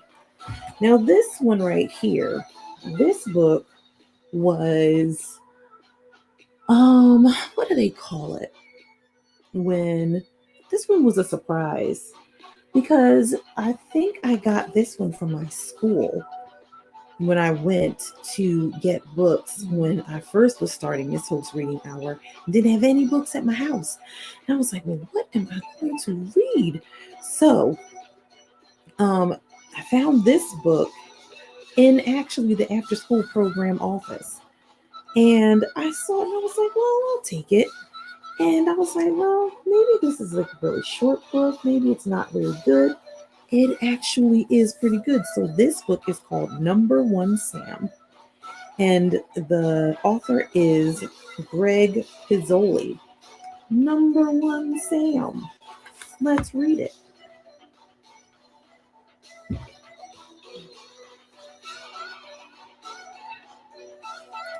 Sam was number one.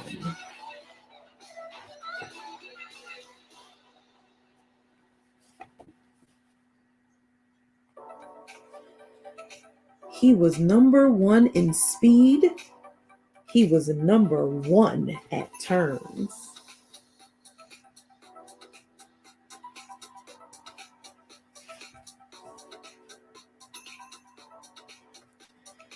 And he was number one at finishing races in the number one spot.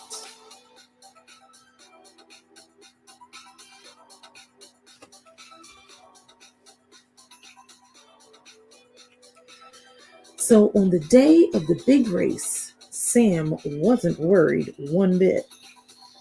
He pulled up to the start, wished good luck to his best friend Maggie, revved his engine, and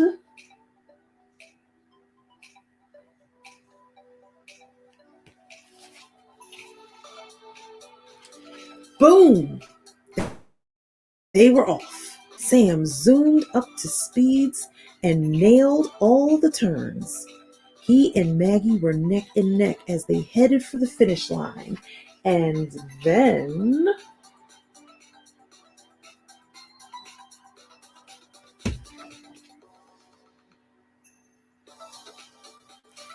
Sam lost.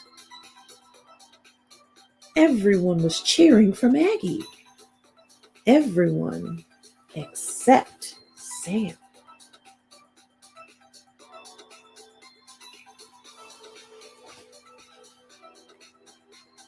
Sam couldn't lose. He was the best at speed. He was the best at turns. He was the best at being number one.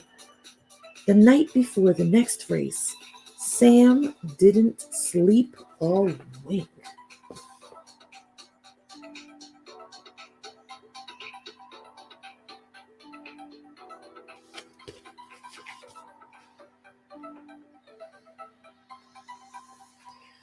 At the starting line, Sam was quiet. The cars lined up. The engines revved. Sam didn't say anything to Maggie. He was too nervous.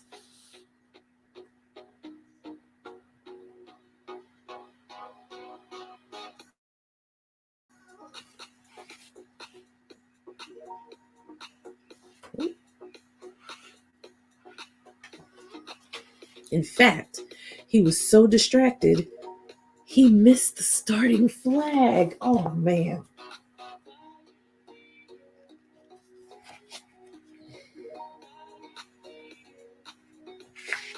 Maggie and the other racers had a huge lead, but Sam quickly gained on them. He was driving his best soon passed to the front. Sam would be number one again.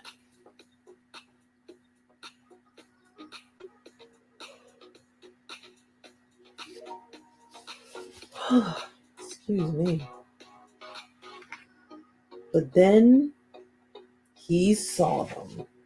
Uh-oh.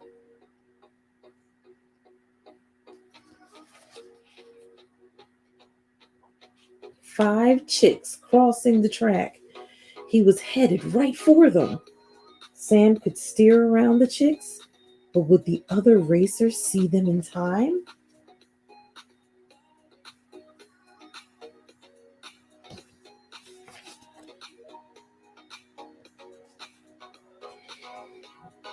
Where's the page? There we go. Screech! Sam slammed on his brakes. He scurried the chicks to safety as the other racers flew by.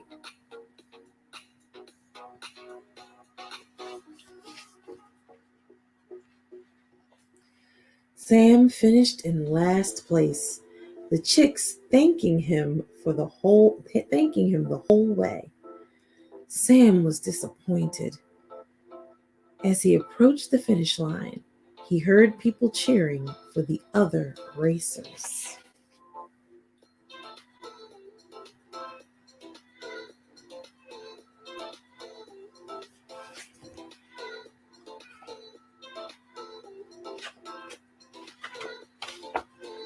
But as he got closer, he realized they were cheering for him. And even though he lost another race,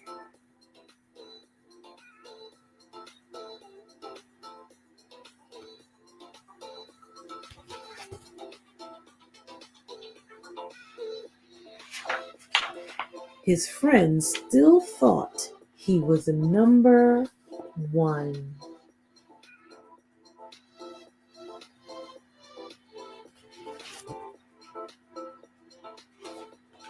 The end. Number one, Sam. Of course we still think you're number one.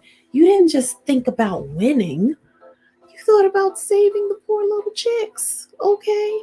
So of course you are still a winner to us. Of course. All right, so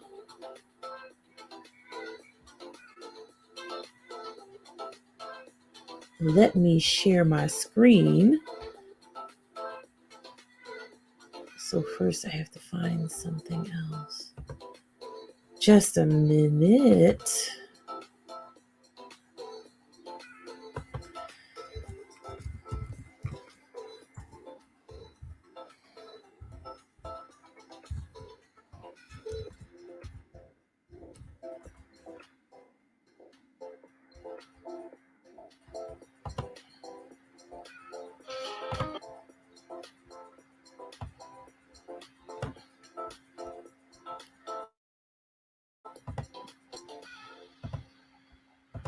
All right, so we are again going to,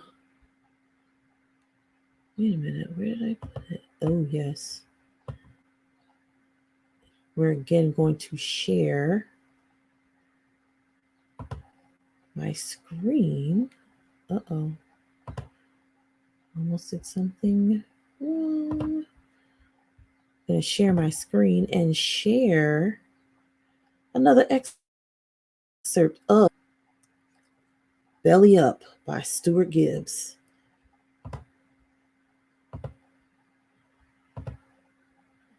Let's see. Let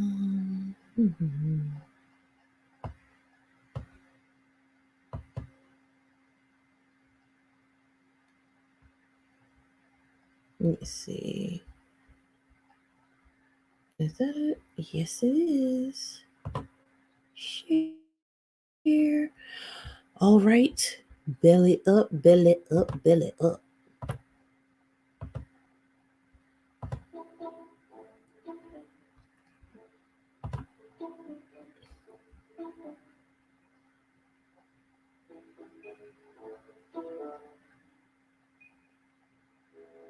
Oh, there it is.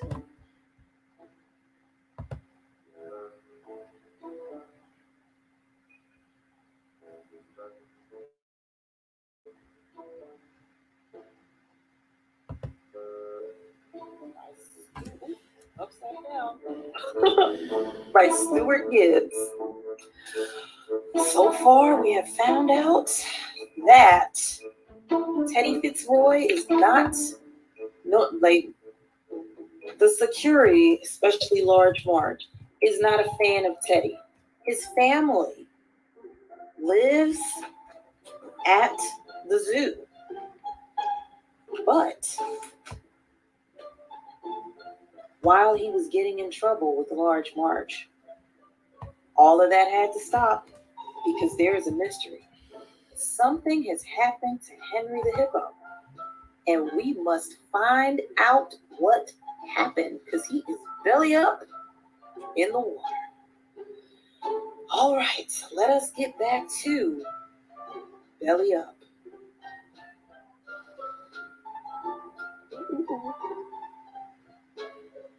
Henry, the character who takes pictures with the people, Henry staggered to his feet and reeled away drunkenly, scaring a few guests.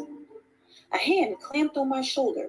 I spun around to find Martin Delgato glaring at me. Martin was the director of operations at Fun Jungle, which was an odd choice because he hated children and animals. Dad said he was supposed to be some hotshot business genius, though. I could usually spot him coming from a mile away because in a park crowded with t-shirt clad tourists, he was always the one person wearing a three-piece suit. Martin was perpetually overworked and constantly appeared to be 5 seconds from a heart attack, but he somehow still found time every day to chastise me for doing something wrong. Another person? Who gave you permission to dismiss my employees? He demanded. I figured someone needed to do something, I replied, seeing as Marge has gone brain dead. Martin gave me a glare so hot I could imagine eggs frying on his bald head. Why would anyone need to dismiss the actors? He scowled. Because of what happened to Henry, I said. Martin looked at me blankly, and I realized, to my surprise, that he didn't know about Henry yet. He turned toward Mbuku Overlook and took in the stunned crowd. I guess in his haste to reprimand me, he hadn't noticed them. His anger was quickly replaced by concern. What's wrong with Henry? He asked. I'd been reading about ancient Rome the night before. Apparently, they used to kill messengers who brought bad news. You should probably see for yourself, I told him. Keeping his hands locked on my shoulders, Martin shoved through the crowd. When Marge saw him, she finally snapped out of her comatose state and pretended she was doing something important. Martin blew right past her and caught his first glimpse of Henry. He said something in Spanish. I didn't know what it meant, but I'll bet $100 it was something for which I've been sent to my room for saying in English. For maybe a half a second, Martin seemed truly saddened by Henry's death. And then his inner administrator kicked in. He immediately went into damage control mode. Go find Doc, he told me. Wherever he is, tell him to get over here ASAP. I considered pointing out it was a bit too late for the head vet to help Henry, but decided against it. Martin probably wanted to get rid of me as much as he wanted to locate Doc. Meanwhile, his attention was already on other things. He instructed Marge to get all the tourists out of there, then started barking orders into his radio. I knew better than to stick around after Martin had essentially told me to scram, but I felt compelled to take one last look at Henry. I'd seen plenty of ducks in Africa, so I wasn't that freaked out about animal corpses, but something really bothered me about this one. I'd been at Hippo River the day before, and Henry had been in a rare good mood, prancing about on the river bottom, putting on a great show for the tourists. He was only 20, which was young for a hippo. He'd certainly looked healthy. It didn't make sense for him to be dead. Suddenly, Marge grabbed me by the collar, yanking me away from the overlook. What are you still doing here? She growled, trying to guess who's bigger, Henry or you. Marge's eyes narrowed in anger, but I wrenched free from her grasp before she could do anything. Then I raced off into Fun Jungle, leaving the corpse of the world's most famous hippopotamus behind. Chapter 2, Damage Control. I found Doc out in Safari Land, trying to lance a boil on a warthog. This would have been a pretty easy procedure if his patient had been human. A boil's really just a big pus-filled sack on the skin, sort of like a giant zit, only a lot more painful. Lancing it means popping it with a sterile needle so the pus can run out and the swelling can go down. It only takes a few seconds, but you can't explain that to a warthog.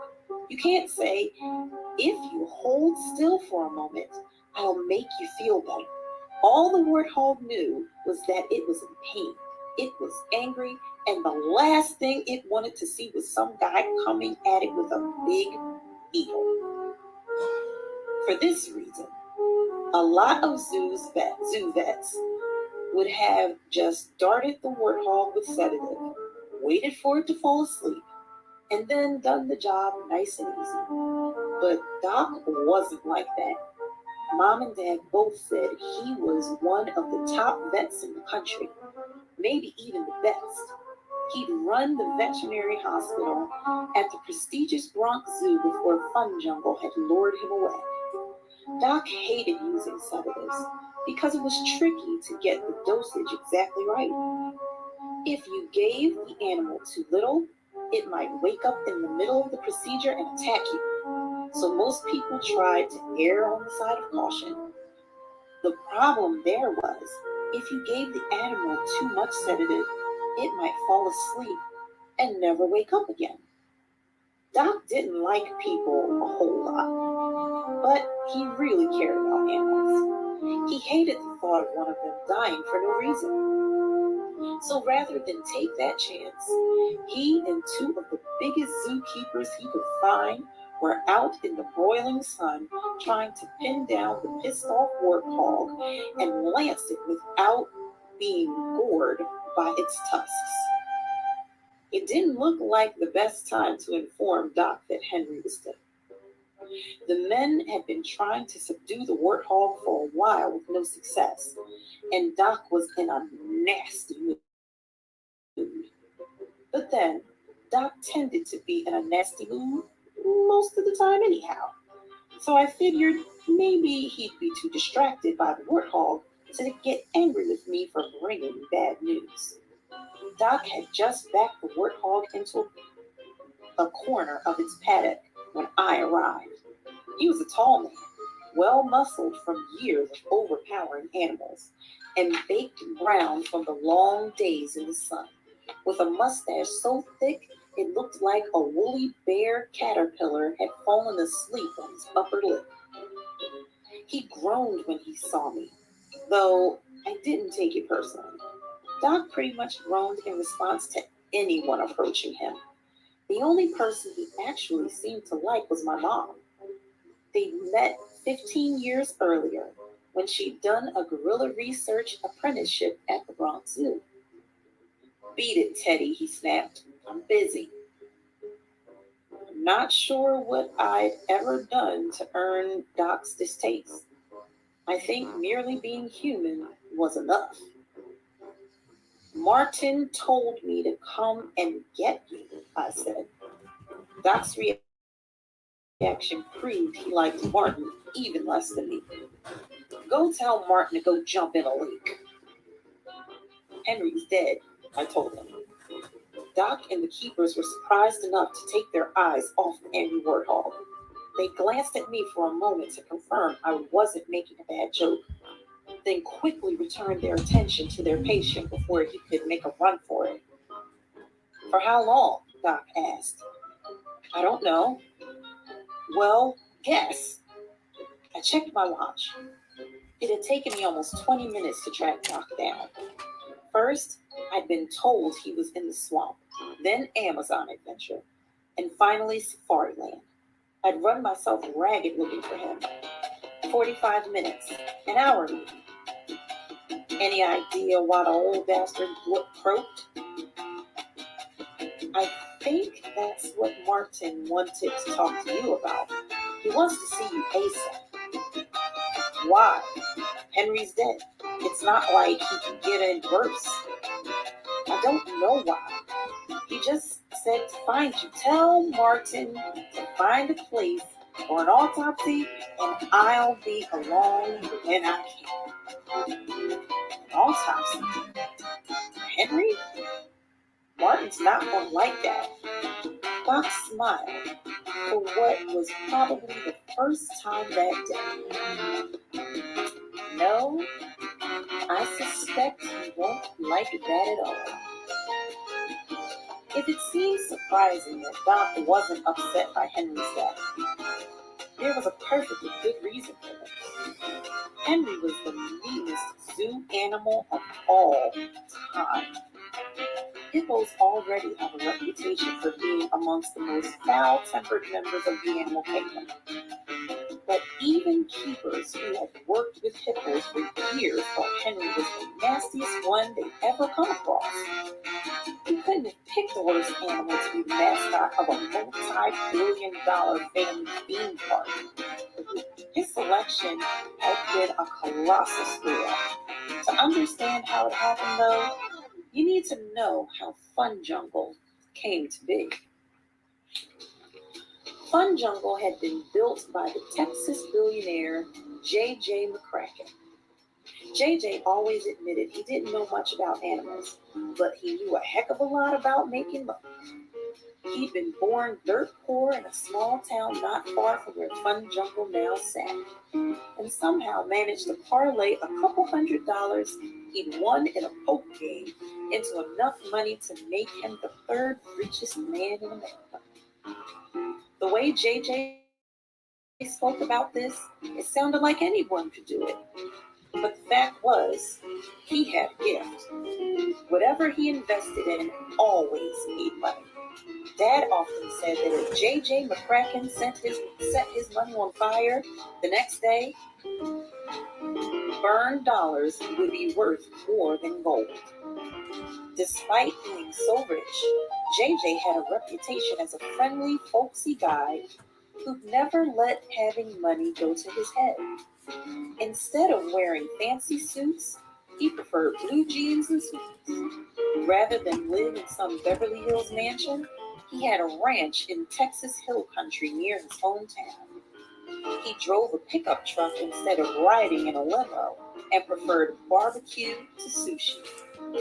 I also prefer barbecue. And whenever he was interviewed about how he thought up Fun Jungle, he inevitably gave all the credit to his 13-year-old daughter, Summer. Summer had been only 6 when she'd given JJ the idea. Planted the seed was how he always put it. Like most children, she loved animals.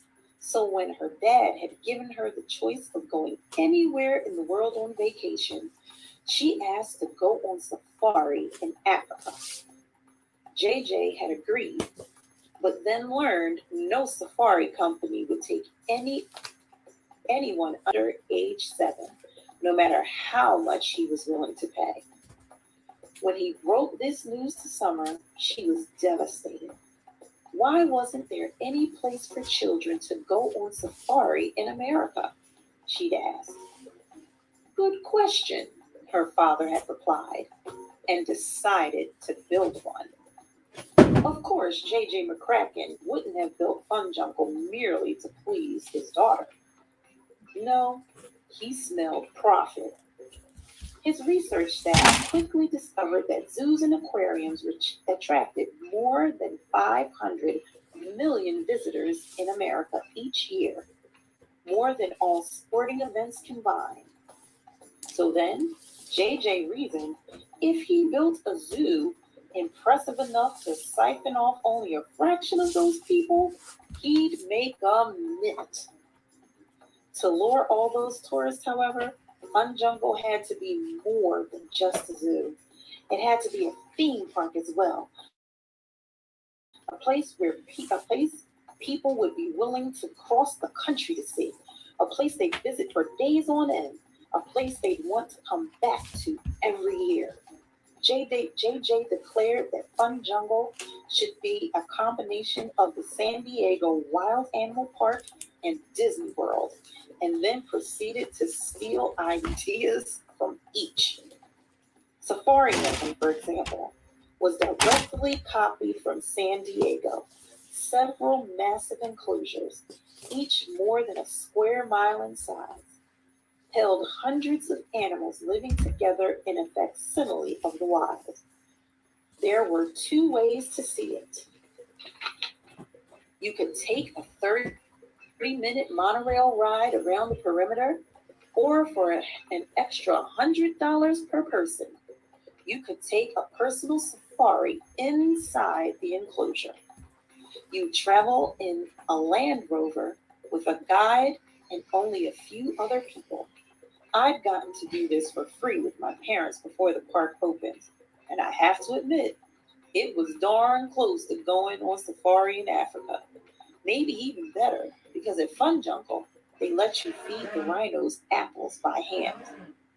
Fun Jungle had all sorts of other attractions that other zoos didn't. There were souped up animal exhibits like the Polar Pavilion, an indoor polar bear and penguin exhibit where it really snowed, or Blue Planet, the world's largest saltwater aquarium, featuring a man-made coral reef you could snorkel over and several pools where you could pay to swim with dolphins. There were shows where animals performed tricks, a sky ride, a carnival midway, water slides, 2 huge play areas for kids. Mom called them jungle gyms on steroids, and even a few vaguely educational thrill rides. My favorite was Life of a Bee, which used a motion simulator to put riders through the harrowing 5 minutes of being attacked by everything from birds to fly swatters. It was awesome. In addition to the park, JJ also planned to make money from the hotels around it, which he owned. There were only 2 so far, although others were slated for construction, and they were unlike any other hotels in America. One was a safari lodge on the edge of Safari Land. The other was a Caribbean resort next to the Blue Planet snorkeling area. They were extremely well designed. Visiting each felt like going to a whole different country. Neither place was cheap, but both were booked solid for a year in advance. Okay, so we're going to stop there for the day. So, my friends, we have found out that, there's no help in Henry now. But they have to do an autopsy. They usually do something like that to find out what happens to the hippo. Now, there's where we're going to maybe find out some of the mystery around poor Henry. So, that was another excerpt from Belly Up by Stuart Gibbs. Listen, I don't know if before 8 o'clock we will be able to get through all of the excerpts, okay? But if you love a good mystery, go pick up that book, because by the time you get to the end, you're like, what? What happened? Why did they do it? What?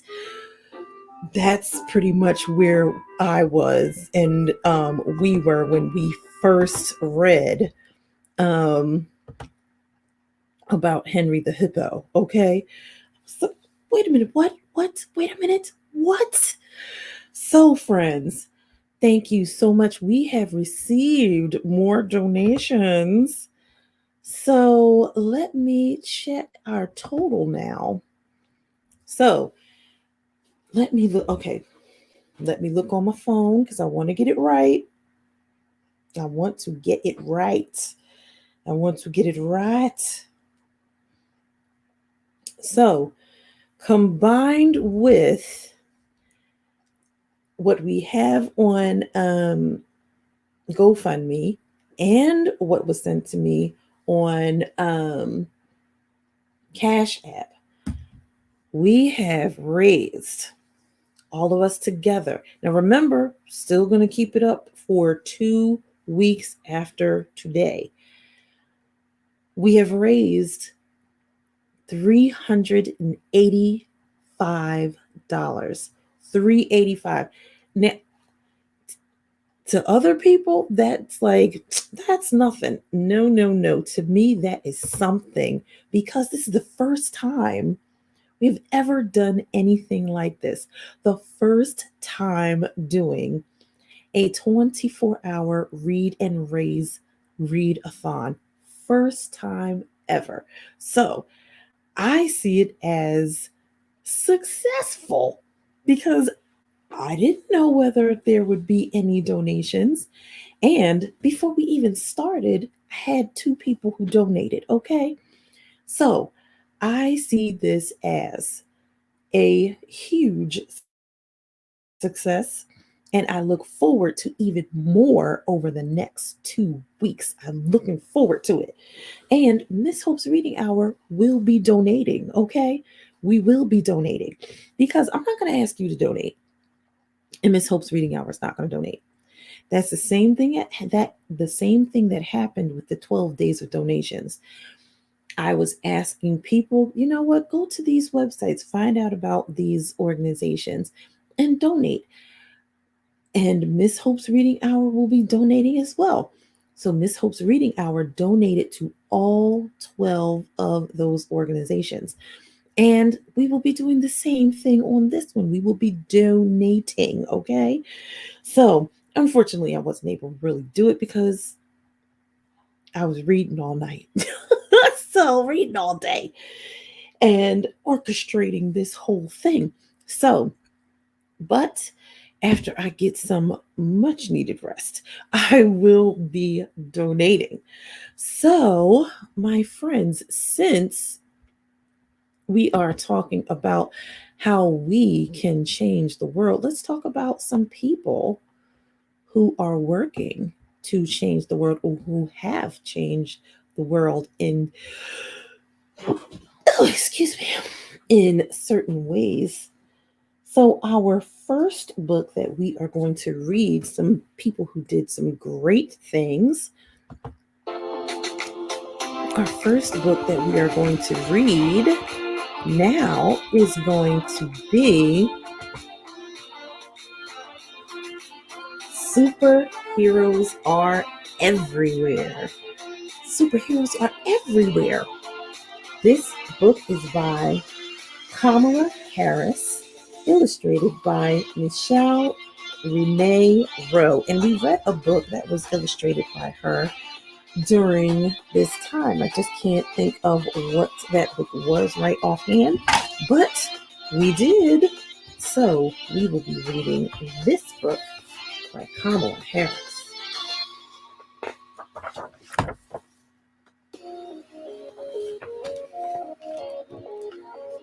Faster than a rocket ship, stronger than a tidal wave, braver than a lion. Superheroes always make the world better, no matter what goes wrong.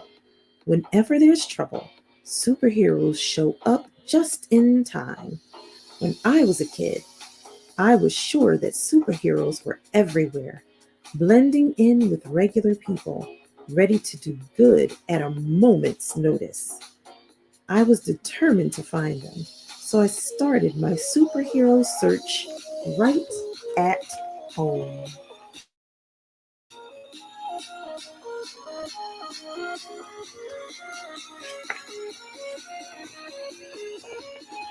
Heroes make you feel special. It didn't take long to find one. I noticed my mom had a magic touch. Her hugs made me feel warm, safe, and even strong. She knew I loved good food, so she taught me her secret recipes, and we'd create huge, delicious meals together for our friends and family. I even cooked some of the dishes all by myself. You know, my mom did that with me. She taught me how to cook. See, Kamala, my mom would say, you can do anything if you put your heart in it and try hard. Anything in the world. My mom was a superhero because she made me feel special. She believed in me, and that helped me believe I could do anything.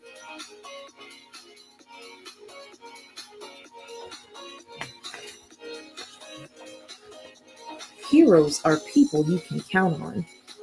My sister Maya and I did everything together. Ballet class, piano lessons, bike riding, and board games. I knew that if I ever needed her, she'd be there. One half of our dynamic duo. When we felt sad, my mom would throw us an unbirthday party so we'd feel better. Together we'd eat unbirthday cake, open unbirthday presents, and dance around the living room. Maya was always by my side. My sister was a superhero because she was someone I could count on. Who can you count on?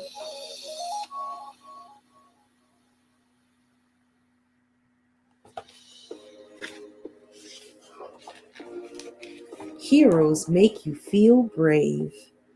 I kept searching for superheroes in other parts of my family. My dad wanted me to be fearless. Whenever we were at the park, he'd let go of my hand and call out, run, run. And I'd run as far as I could for as long as I could. My dad was a superhero because he made me feel brave. Who makes you feel brave?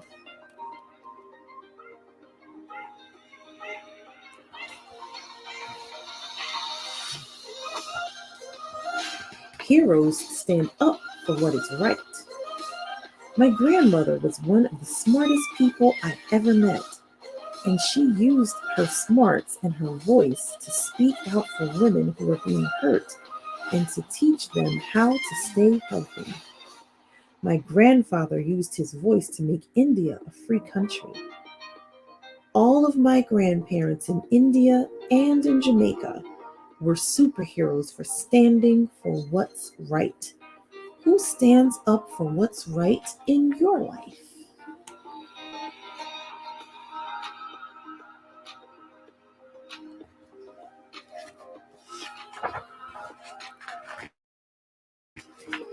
Those are best friends.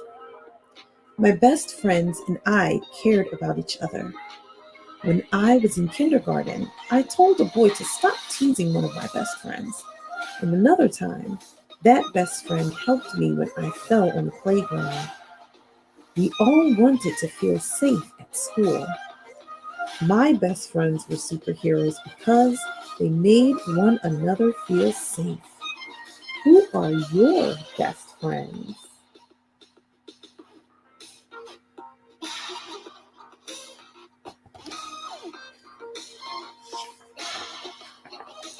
Heroes are teachers. I know that's right.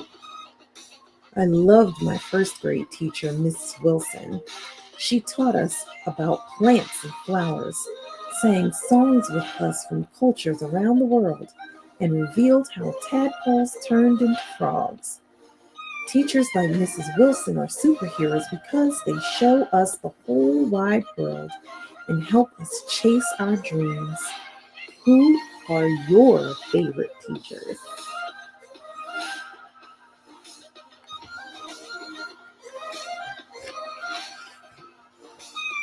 Heroes are kind. When I looked, I found a superhero right down the street. Mrs. Shelton was our family friend and was like a second mom to me. She watched Maya and me while our mom was at work. We'd gobble up her homemade biscuits, peach cobbler, and gumbo for special occasions, and pile into her car on Sundays for church. Mrs. Shelton treated everyone with love and respect. Her kindness made her a superhero to me. Who is kind to you?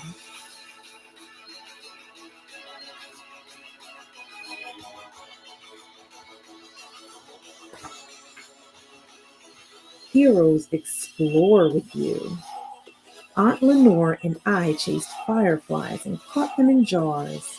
Uncle Sherman taught me to play chess. Aunt Mary and I read book after book together, and Uncle Freddie took me to museums where we'd see dazzling artwork. My aunts and uncles, my mom's friends who were part of our family, helped me explore my world, and that made them superheroes. Who helps you explore?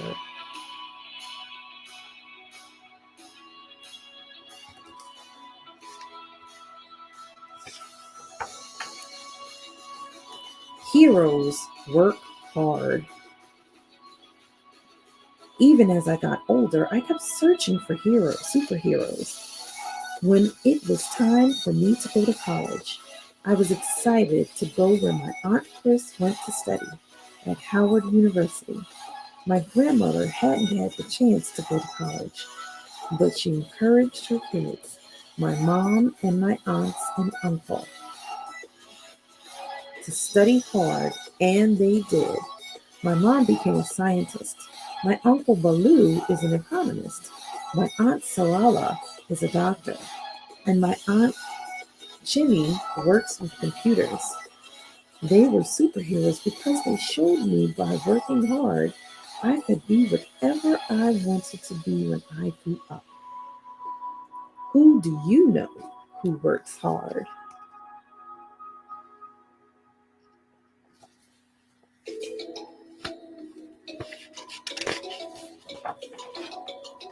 Heroes protect people.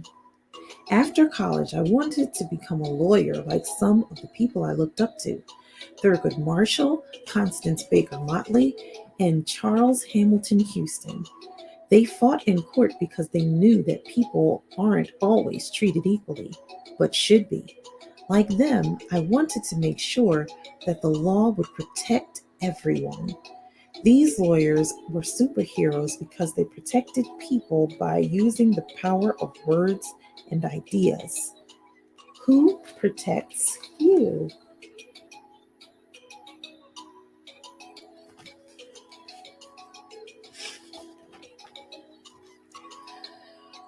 Heroes make a difference together. Once I became a lawyer, and then a senator, I worked with all sorts of people to help kids. Even better, I got to know amazing kids who want to make the world a better place. And you know what I learned?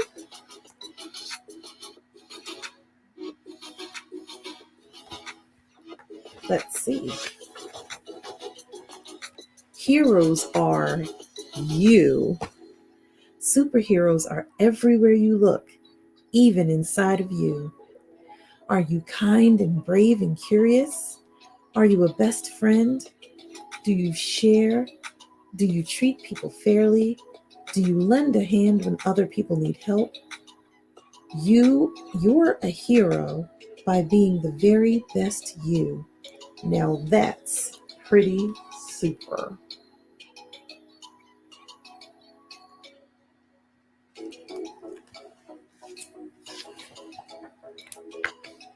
The end. So, superheroes are everywhere. Find yourself a mirror and look in it and say, hey, you're a hero, okay? So glad I got to read this book with you all. All right. Now, our next book, let's see which one we're going to read. No, I want to read. Let me see. I want to read this one. So this book is called Emmanuel's Dream. Excuse me. This book is called Emmanuel's Dream. The true story of Emmanuel Ofosu Yeboah. This book is by Laurie Ann Thompson and Sean Qualls. And this is a Schwartz and Wade Books book. In Ghana, West Africa, a baby boy was born. Two bright eyes blinked in the light. Two healthy lungs let out a powerful cry. Two tiny fists opened and closed, but only one leg kicked.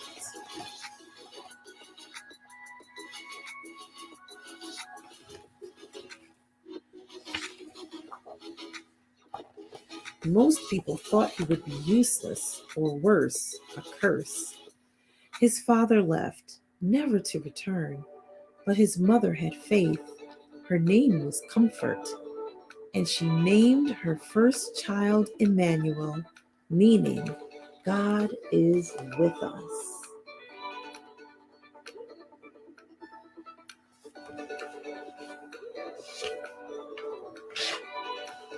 As Emmanuel grew, Mama Comfort told him he could have anything, but he would have to get it for himself. He learned to crawl and hop, to fetch water and climb coconut trees. He even shined shoes to earn money.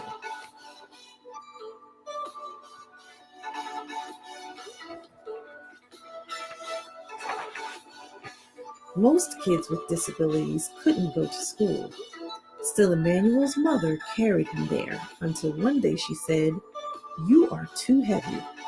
From then on, Emmanuel hopped to school and back, 2 miles each way, on one leg, by himself.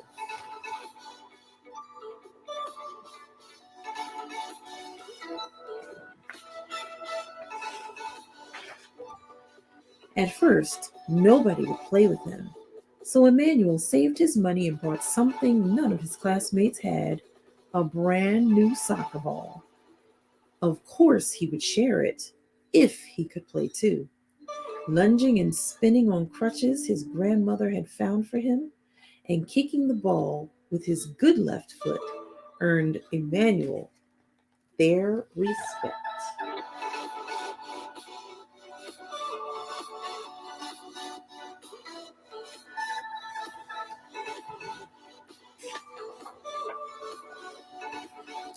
His new friends sometimes used their lunch money to rent bikes. Would Emmanuel be able to join them? His friend Godwin pushed him fast so he could balance. Over and over again, Emmanuel fell hard, but finally he rode.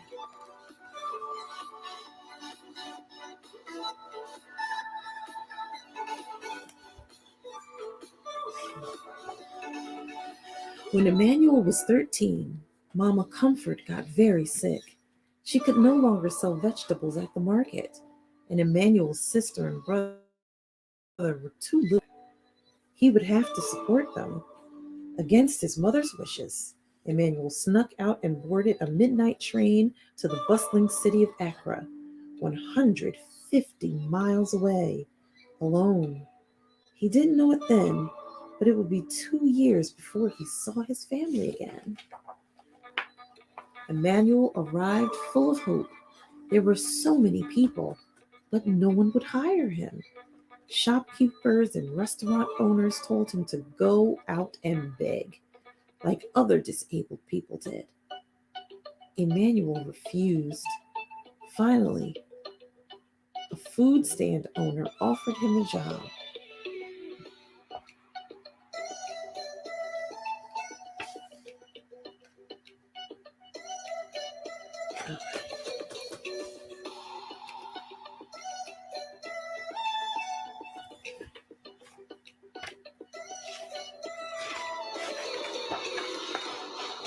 When Emmanuel wasn't serving drinks, he kept busy shining shoes. He earned money and sent it home. One morning, when Emmanuel went to buy shoe shining supplies, the shopkeeper thought he was there to beg and scolded him. Insulted, Emmanuel slammed his money down on the counter. The shopkeeper apologized, but Emmanuel would never forget.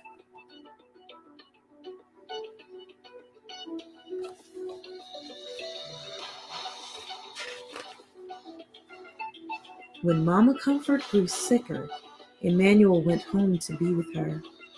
From her bed on Christmas Eve, she told her son, "Be respectful, take care of your family, don't ever beg, and don't give up." By the next morning, Emmanuel's beloved mother was dead. He was heartbroken, but he knew her last words had been a gift. He would honor them by showing everyone that being disabled does not mean being unable. It was a big dream, but Emmanuel had a plan.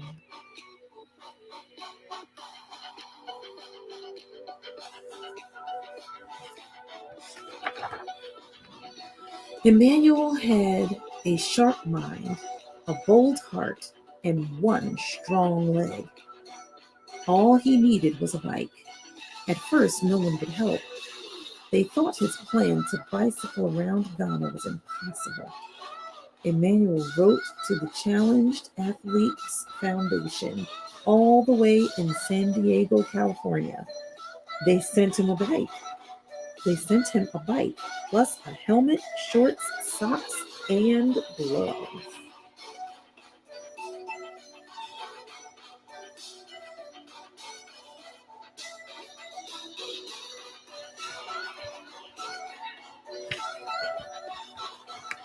Emmanuel started training for the long rides. He persuaded the king of his region to give him a royal blessing. He went door to door asking for additional support. Finally, he hired a taxi to follow him with drinking water, a camera, and his best friends. Then Emmanuel tied his right leg to the bike's frame, jammed his left foot into the flip-flop attached to the pedal, and rode.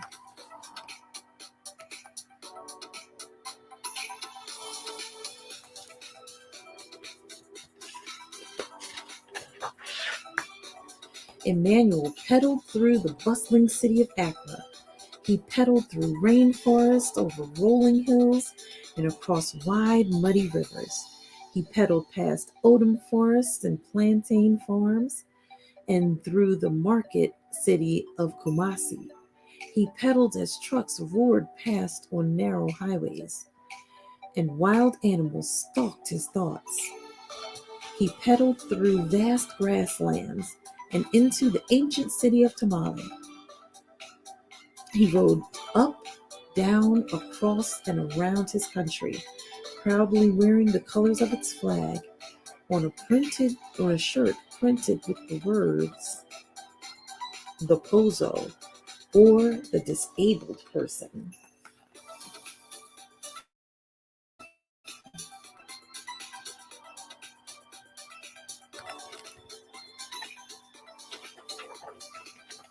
Along the way, Emmanuel talked to those with physical challenges and those without, to poor farm workers and wealthy landowners, to religious leaders, government officials, and reporters. He wanted everyone to see him and his disability.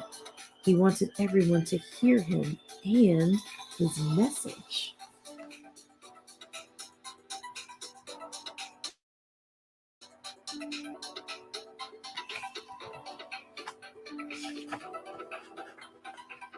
The farther Emmanuel rode, the more attention he got.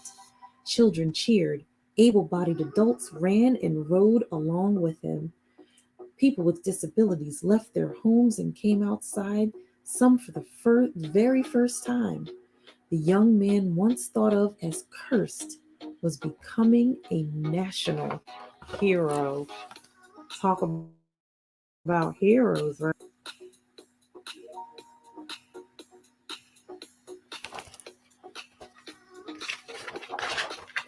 He completed his astounding journey, pedaling south to the sea and back up to Accra, nearly 400 miles in just 10 days.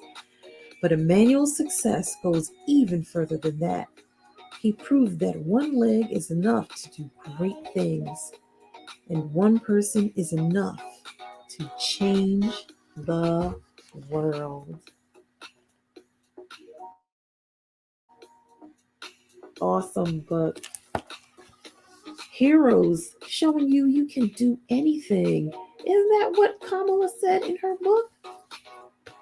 That's what Emmanuel was showing people in Ghana and us in this book.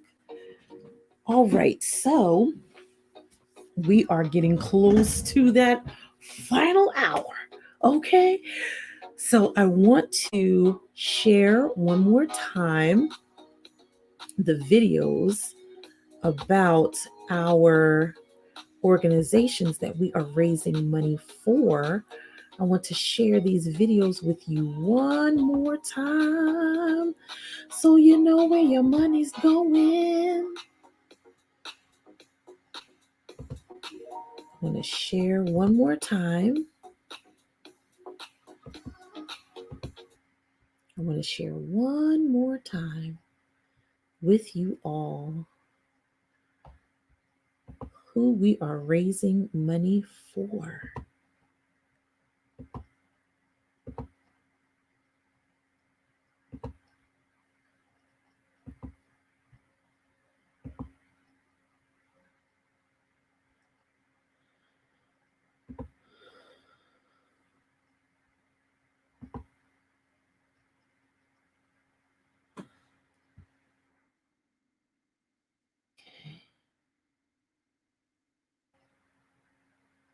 Early learning really truly benefited my son in so many different ways.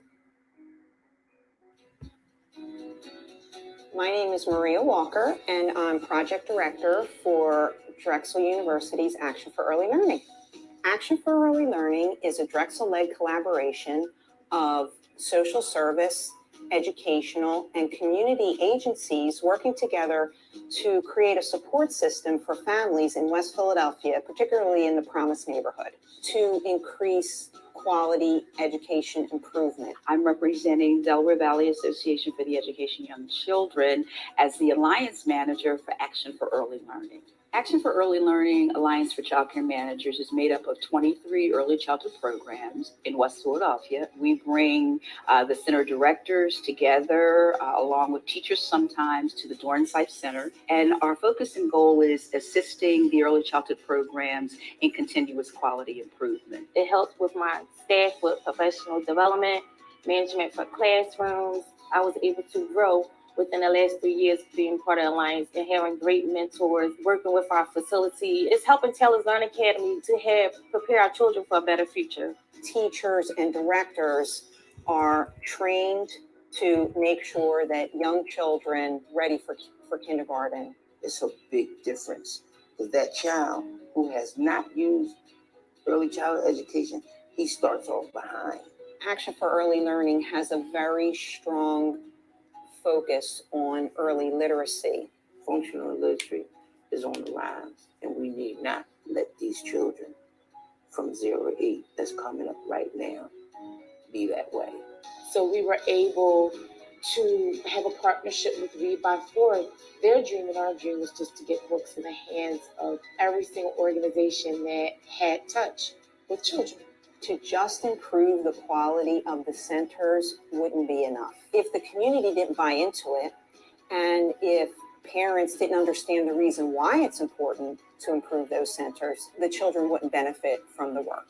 People's Emergency Center created an excellent cohort of family ambassadors to spread the word about the need for families and caregivers and parents to make sure that their children are attending high-quality centers. Family ambassadors are very good. They come out to each event that we have at the center. They talk to the parents and have the parents get engaged with whatever activities we have going on, whichever information they have in reference to childcare. Talk to the parents one-on-one. They get firsthand knowledge how to not just help themselves and help their children, but they get a chance to help other children through their experiences. It takes a village to raise a child. You know, everybody has to be involved. It is not a thing where everybody's separated, everybody's different, but we're all of like minds and we're communicating and we're able to help one another out. The biggest goal for me is just community. The biggest goal is community. I love that line every time I hear it. The biggest goal is community. All right, let us share about the Ronald McDonald House Charities.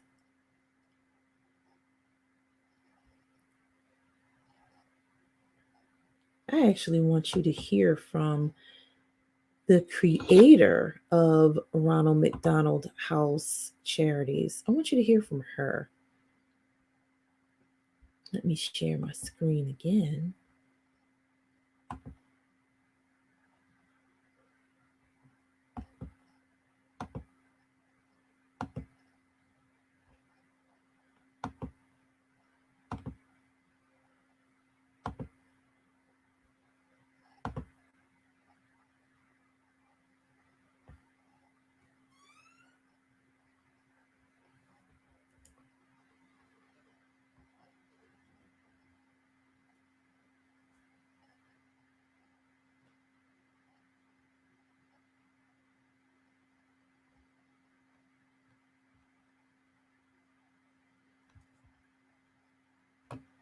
Let's see. Uh-oh, wait a minute. No, that's not the one. That is not the one. That is not the one. Just a moment, friends. All right, so... Oh yeah, I gotta make it bigger. Unmute and play. Oops, play.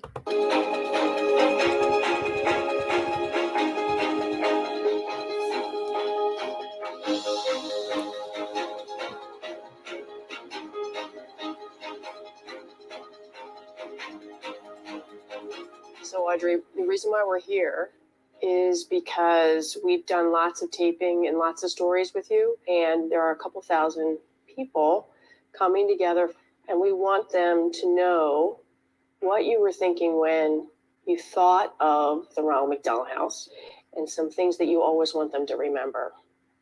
To care. To care for other people. To think of what other people need. And I mean, we can think of our own needs and what we need, but to think, is there anybody else that I can help? What do you think you did to help your patients be courageous? All of your patients were courageous in their battle with cancer. So on a day-to-day basis, what did you create on the floor, whether it was your parakeet cage or It wasn't a parity cage. It was a floor to ceiling bird cage with growing trees and something like 10 boys and 10 girl finches. And not only that is, finches did what finches do. They lay eggs. And they hatch eggs. So why did you have that on the floor? And did anybody know about it? Or did you just do When they it? finally found out that they all had a fit, but because they thought, oh, no, well, how awful with birds. Birds? Well, what's wrong with a finch? You know, a finch is a nice bird. So what can you do to make life a little better for children that are stuck in hospital with a bad disease? Fortunately, nobody liked oncology. So the people who run the place would rather not go to the oncology floor. So I got away with things I could do in oncology, which I'm sure you couldn't have done on a healthy ward. Right, one child said, can I bring my parakeet in a cage? Oh, sure, you can have your parakeet. Some child said, well, can I have my bunny here? Oh, of course you can have your bunny here. So tell your mum to bring the cage and you can have the bunny by your bedside. So really, you thought about the family and you thought about patients before the buzzword family-centered care. You were doing family-centered care before it was a term. But we learned it from somebody. We learned it from Dr. Sidney Farber at the Children's Hospital in Boston, who has this beautiful drawing of a family in the middle and all the people around it. And the center of treatment for a child with cancer is the family. A family with a sick child is a sick family. So you must think about everybody, the siblings, the mother, the father, maybe grandmother that's house keeps or something like that. You have to remember that they're part of a group. So you must remember the family. So how does the Ronald House then, in a similar way, help families or patients or siblings have courage? Oh, it's a huge help. I mean, it's an incredible home environment. It's not just food and beds and clothing. It's a atmosphere of care and support. So it's the epitome of care. Did you ever imagine that it would be worldwide? Oh, of course I knew it would end up with 525,000 houses all over the world. Of course I didn't.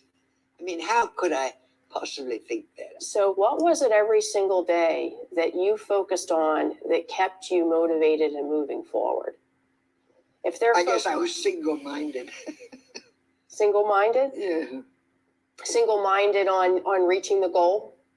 You didn't take no for an answer? I guess that's right, right? Mm-hmm. If you were to summarize what it is that you want future generations to know about you, what would it be? That she was a woman who cared. Wow, such an amazing woman. Such an amazing woman. 525,000 Ronald McDonald houses all over the world. And that was in 2018. So there might be some more. That is pretty awesome. Absolutely amazing. Let us find out about Heifer International. All right, let's see.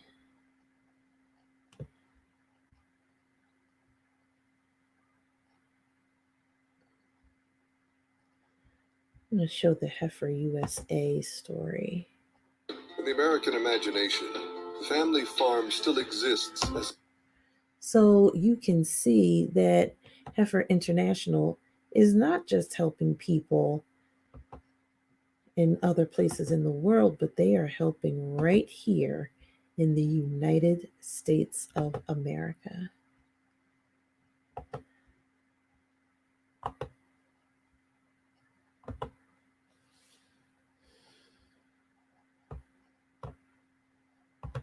In the American imagination, the family farm still exists as it has for lifetimes. Farmers have been the seeds of American life, and they harbor jobs we cannot afford to lose. Jobs that take courage, intelligence, and resilience. But in reality, American farming is in crisis. The system is dominated by industrial corporate agriculture. That's not the way it used to be. And at Heifer USA, we aim to rewrite the story of American farming. The main purpose of Heifer USA is to train smallholder farmers in regenerative agricultural practices and then connect them to reliable markets so that they can earn a profitable income. We work alongside farmers. We're a production farm as well as an educational center, so we know what it's like to experience disappointment in production. We believe the food system needs to change. We want to see food chains of integrity where farmers are getting paid a living wage, the processing employees are getting paid a living wage, and the environment and the animals are being treated fairly. Modern farming faces numerous challenges today, and it needs reform. Currently, the world's soils are heading for depletion, with an estimated 60 harvests left before they are too barren to feed the planet. At the ranch, we practice regenerative agriculture. What is that? We work with nature instead of against it. So every practice we have here at the ranch is thinking about the ecosystem health and soil health and how we can make that better. The United States farmers are growing older. The average age of the farmer is 58 years old. Heifer USA is determined to reintroduce farming culture to a new generation of Americans. So Heifer's role in addressing the need for new farmers is one, through our social media, YouTube and Instagram. We can engage people that have that interest. And then secondly, through our residential volunteer program, people can come here and live on site or even volunteer for the day or the week to work alongside our farmers and see what farming looks like firsthand. Over the last couple of years, we've trained about 100,000 farmers, and that's been through on-farm training as well as online training. The next chapter of American life is blank. At Heifer USA, we believe that local farms are the future of sustainable and healthy living, and that farming sits at the foundation of the American dream. This story is ours to write, so let's make it a good one.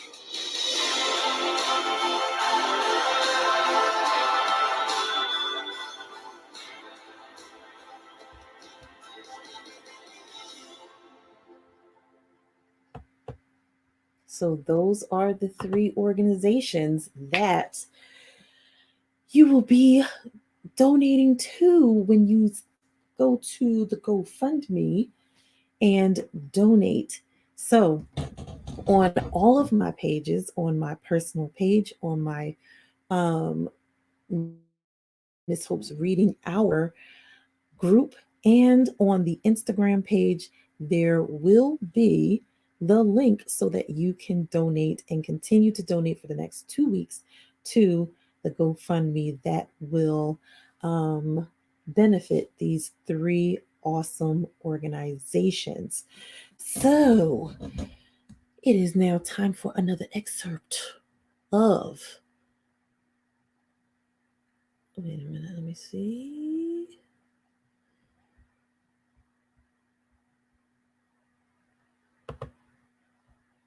Let me go back to our sneaky.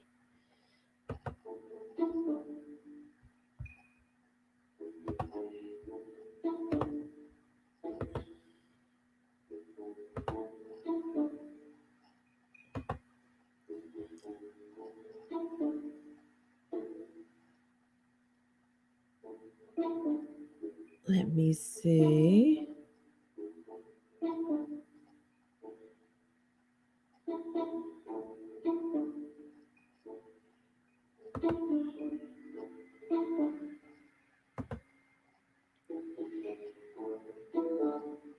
Oh no, that's the wrong thing.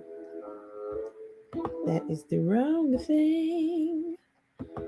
That is the wrong thing.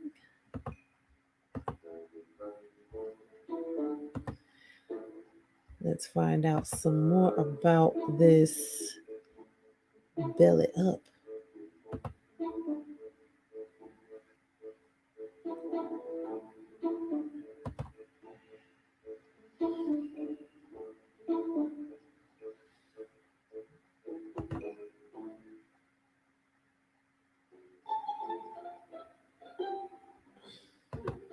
And as I was reading a little more about Henry the Hippo, the one we have to find out why he came up belly up in Fun Jungle, okay? All right, let us continue. To be really profitable, JJ knew Fun Jungle had to keep making money long after people had visited it. To do this, he stole an idea from Disney. The park shouldn't just have animals. It should have characters. To most people, one hippo was exactly like any other. But if you created a personality, a la Henry the Hippo, people wouldn't simply want to see him. They'd buy anything with his picture on it.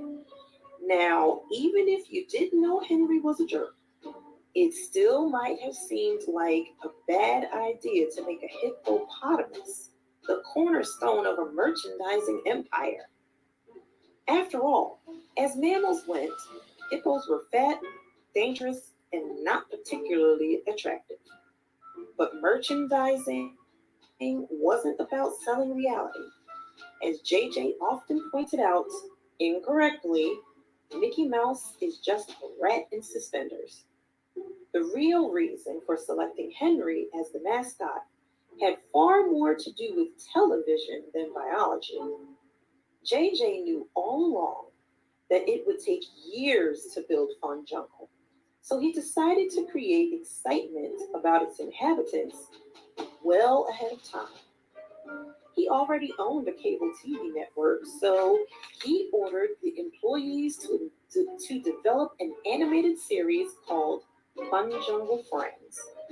Here, he was stealing another idea from Disney, which had used the wonderful world of Disney to blatantly market Disneyland well before it opened.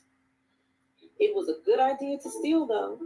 Not only could JJ plug his own theme park, but he got advertisers to pay him to do it. Fun Jungle Friends was originally about a bunch of zoo animals who'd slip out of their cages after the keepers went home to have all sorts of wacky adventures. Eleanor Elephant, Zelda Zebra, Larry the Lizard, and Uncle Orang were the stars. Henry Hippo was supposed to be only a minor character at first. He didn't even appear until the 4th episode, but for some reason, people loved him. Even the animators couldn't quite figure out why. Maybe children found Henry not non-threatening. Maybe he was just a particularly attractive shade of purple. Whatever the case, he was a hit. Henry Hippo merchandise began outselling that of all the other characters by a huge margin. And his cry of excitement, "Jinkies McPinkies," quickly became a national catchphrase. JJ was thrilled. Fun Jungle Friends quickly became the Henry Hippo Show. A series of Henry Hippo movies was greenlit, and Henry was named the Fun Jungle spokesperson, or rather, spokes-animal. The park was reconfigured to place Hippo River right by the front gates. The marketing department began slapping Henry's face on every piece of merchandise you could think of. On his show, Henry started imploring kids to visit him at Fun Jungle years before the park even opened. The effect was immediate. Children across the country clamored for Fun Jungle vacations. Families came to Texas just to see the construction site. Henry was a phenomenon, and he made Fun Jungle a phenomenon along with him. Throughout it all, however, no one ever stopped to consider what a real hippopotamus is like. Of Anyone who knew a whit about hippos would have, but no animal specialists were hired at Fun Jungle until long after the decision to revere Henry had been made. The hardest thing about starting a zoo from scratch isn't building it, it's getting the animals. You can't walk into your closest pet store and ask for a couple of hippos. 100 years ago, when zoos were a new concept, they all used to simply capture animals in the wild. And when those animals died, they'd go back and get more. Today, most zoo animals are endangered, so regulations have been established to prevent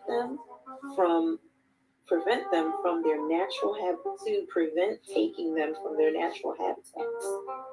Instead, most animals are procured from other zoos or official breeding facilities.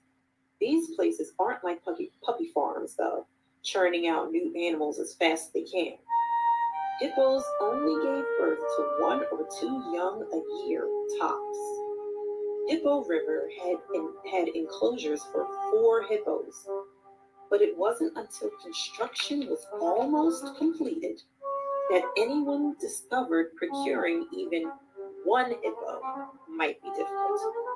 Naturally, J.J. McCracken wasn't pleased to hear this. I heard he threw a chair through a plate glass window. Then he demanded his people better get him at least 1 hippopotamus and do it fast. Fun Jungle couldn't open without a Henry. So the purchasing department scrambled to find a hippo, any hippo, and in their haste, they ended up with the worst hippo in America. Henry was originally named Brutus, and he'd already been in 4 different zoos before Fun Jungle got him. Each place couldn't wait to get rid of him. First of all, he was dangerous. In Boston, he'd bitten 3 keepers badly enough to send each to the hospital. In Seattle, he squashed a keeper up against the side of his enclosure so hard that he cracked 4 of the man's ribs, then kept him pinioned there for half an hour until being coaxed away by a box of Twinkies. Next, there was a mating problem. In order to increase their animal populations, zoos usually try to pair all male animals with females. This had been attempted with Brutus every place he lived. His interactions with females had been limited to 2 emotions: complete disinterest and occasional bursts of inexplicable anger. The females would find him cold and aloof. In Los Angeles, where they tended to psychoanalyze things a bit too much, one keeper accused Brutus of giving the female he was paired with a devastating case of low self-esteem. Then, one day, for no particular reason, Brutus would turn against his partner. A full-force attack, biting, kicking, butting them with his head. On several occasions, Brutus had to be tranquilized before he mortally wounded his mate. Finally, there'd been the poop. In the wild, male hippopotamuses occasionally exhibit an extremely disgusting method of battling for dominance. They aim their butts at one another and fire streams of feces. This had rarely been documented in zoos, probably because male hippos are usually kept apart. And until Brutus arrived on the scene, it had never been witnessed in any situation other than dominance conflicts. Brutus seemed to think it was funny. He genuinely enjoyed shooting poop at people. There was no rhyme or reason to it, except that he was said to have an uncanny knack for knowing which zoo visitor was wearing the most expensive outfit. Without any warning, he'd hoist his rear out of the water and fire away. In the National Zoo in Washington, D.C., where the walls around the hippo pit were unfortunately low. In the course of 1 week, Brutus had sullied 2 senators, the Secretary of State, the Swedish ambassador, and the president's daughter, along with 4 of her Secret Service agents.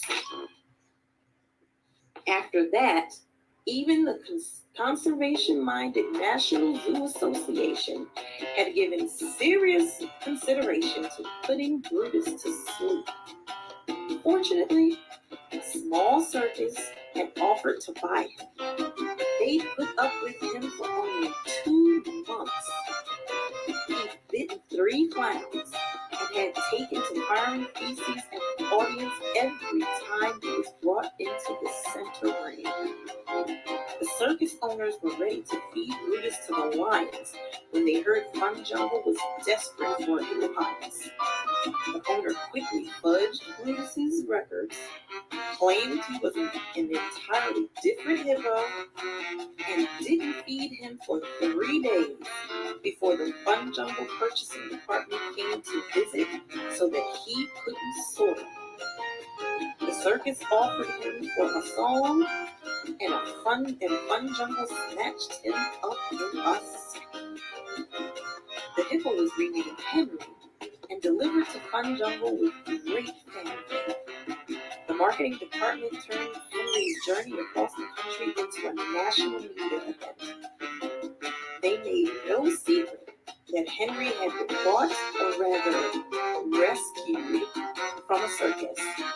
It was a much better story that way. A specially designed semi with its own built-in pool was constructed to transport Henry. In each town he passed, families lined the streets to see him. His arrival at Fun Jungle had been celebrated with a huge party.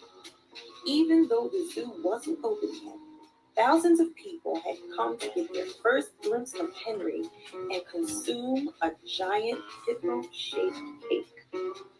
The next morning, within the space of 45 minutes, Henry bit one keeper, then showered none other than Martin Delgato himself with food.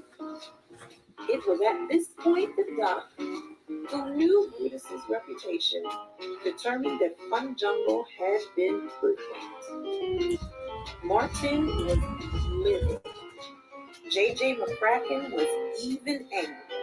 The entire animal purchasing department was fired on the spot, and the marketing department began damage control. Plexiglass, just-in-case shields, were quickly installed along the walls of Henry's enclosure to protect the public from hippo poop. Hildegard, the only other hippo Fun Jungle had managed to acquire, was removed from Henry's enclosure. All keepers were given orders to stay the heck away from Henry unless armed with electric cattle prods. And even then, they were only to approach him at night, since he was on display during the day. A feeding system was designed to keep his contact with humans to a minimum. The emergency measures seemed to work. Henry still fired feces at visitors on occasion, but the shields protected them, and the kids thought it was funny. Still, in the name of good hygiene, cleaning crews were on call during park hours to clean up the messes as quickly as possible. In the meantime, Martin had his minions desperately combing the world for a new male hippo that could be secretly swapped out with Henry.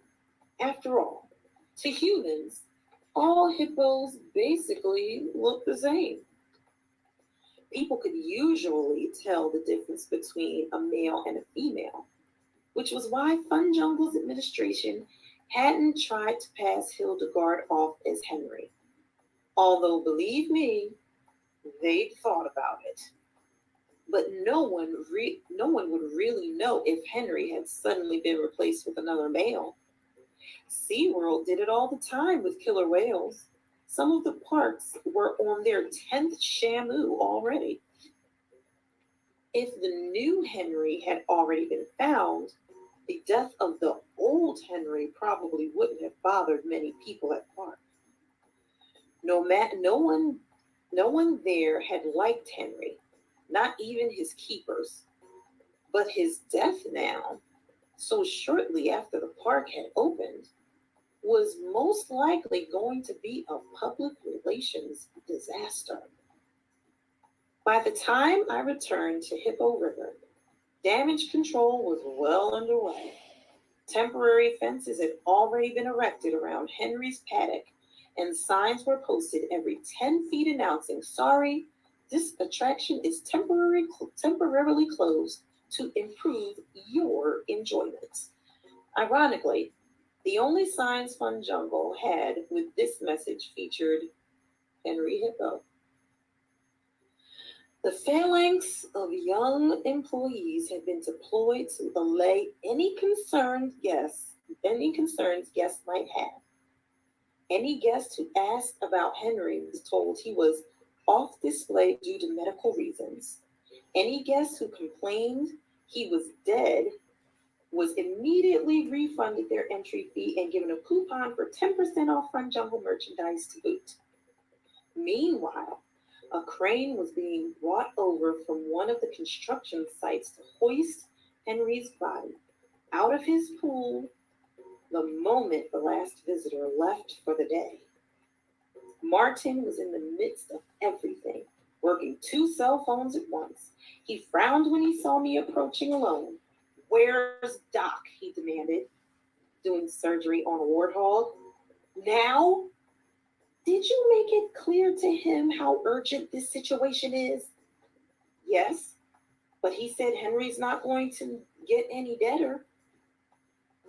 Martin glared at me a moment, then rubbed his temples. "Did Doc, by any chance, indicate when he might feel like joining us?" "It shouldn't be too long. He's just lancing a boil." I hesitated a moment, then added, "He wants you to find him a place to do an autopsy." As I feared, telling Martin this was like poking a cobra with a stick. His entire head turned red. "An autopsy?" he snapped. Everyone within earshot, including a lot of tourists, stopped in their tracks and turned toward us. Martin mustered the best smile he could for them. They grabbed my arm and dragged me behind a stand of banana trees. "It's bad enough that our mascot is dead. Now that quack wants to cut him up? Where does he expect to do that? The animal hospital? Henry won't fit in the hospital. They don't make autopsy tables big enough for hippopotamuses." Martin nervously ran his fingers through what was left of his hair, not so much talking to me as talking with me nearby. "I mean, it's not like this is a human being. You could autopsy a human anywhere. This is a hippo, for Pete's sake. It's the size of a truck, and God knows what'll come out of him once Doc cuts him open. We'll have to sanitize the whole park." Martin paused and thought a moment, like he was adding up how much sanitizing the park would cost him. Then he turned to me and said, "I'm not doing it. I'm just burying Henry. Go tell Doc that, and then tell him to forget about the stupid warthog and get over here." I knew there was no point in arguing, so I ran all the way back across the park to Doc again. Fun Jungle was over a mile from end to end, and it was nasty hot out. I was pouring sweat by the time I got back to Safari Land. Doc didn't look much better. He lanced the boil, but it obviously hadn't been easy. He was covered with dirt and sweat, and there was a long bleeding scrape on his chin where the warthog had tusked him. My reappearance, along with the news that Martin did not want to do an autopsy, didn't health is lewd at all. Go tell that knucklehead an autopsy is standard operating procedure for any deceased zoo animal, he growled. And tell him if we don't figure out why Henry died, it'll cost us money in the long run. That ought to get his attention. How will it cost money? Suppose something toxic is leaking into Hippo River. The autopsy would tell us that, and then we could fix it. But if we don't do the autopsy, then we don't find out about the toxic leak. And next thing you know, we're up to our neck with dead hippos. Ask Martin if he's comfortable with that. I ran back to Hippo River. Now Fun Jungle had closed for the night. The last guests had left.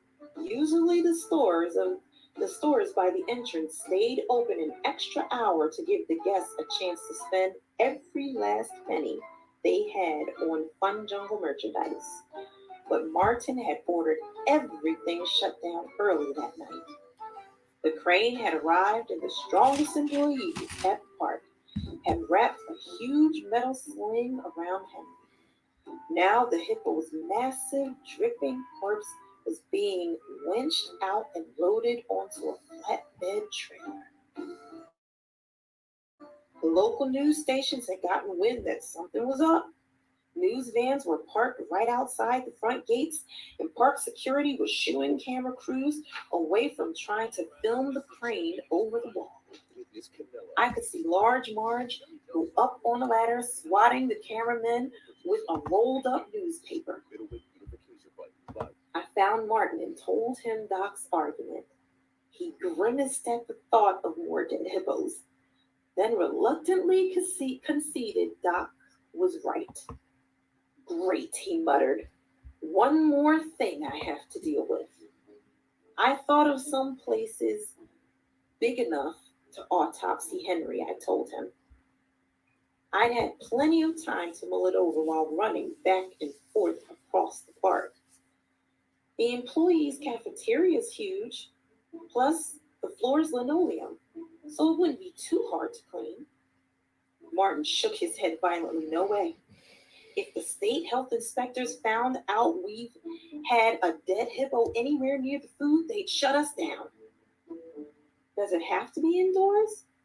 We might be able to haul out some big lights and do it right in the entry plaza.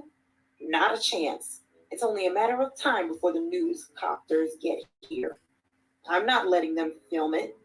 Plus, we'll end up with every vulture in the state here by the time we're through. He pointed to the sky. There were already a staggering number of vultures wheeling overhead, lured by the smell of Henry's corpse. In the landscaping nearby, hidden from TV cameras, members of the security team were trying to fend them off with BB guns, but it wasn't working. How about Henry and Pal's Theater then, I asked. That was a big auditorium near the entrance where a musical revue was performed 5 times a day, featuring actors dressed as Henry and other Fun Jungle characters. It's got a big stage with a lot of lights, and since they have to move scenery in and out, there's these big doors that you could probably get Henry through. Martin started to shake his head again. Saying no to me was an automatic reflex for him when it struck him that I had a good idea. He quickly dialed one of his phones and ordered whoever answered to start prepping the Henry and Pal's Theater for an autopsy. Then he returned his attention to moving Henry's corpse. He didn't even bother to compliment me on a job well done or thank me for my help. Well, we will end it there, friends. That's what we will do. We will end it there. So if you want to hear the rest of Belly Up, you will have to go on the Miss Holt's Reading Hour YouTube page and listen to prior broadcast to hear that. So I will read this one last book and then have some last words for you all. Thank you so much for being here. Thank you so much. All right, and I wanted to leave this one for last because today is Saturday. Today is Saturday. So I wanted to leave this one for last. This one is called Saturday.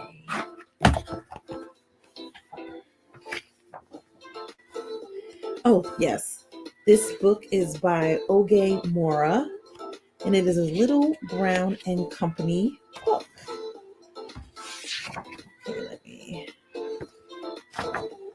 This morning, Ava and her mother were all smiles.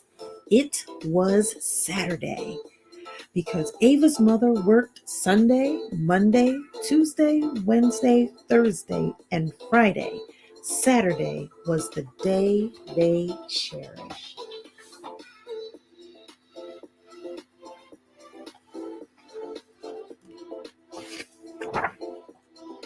On Saturdays, they zipped to the library for weekly story time. On Saturdays, they lounged in salon chairs and got new hairdos. On Saturdays, they picnicked in the grass for a peaceful afternoon walk in the park. And on this Saturday, they would also ride the bus across town for a one-night only puppet show.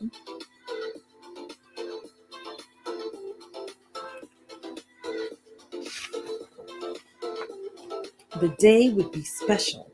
The day would be splendid. The day was Saturday.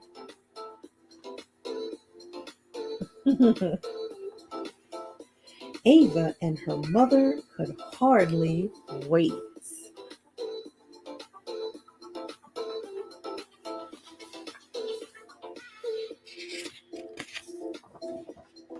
So zoom, off they went. But when they reached the library,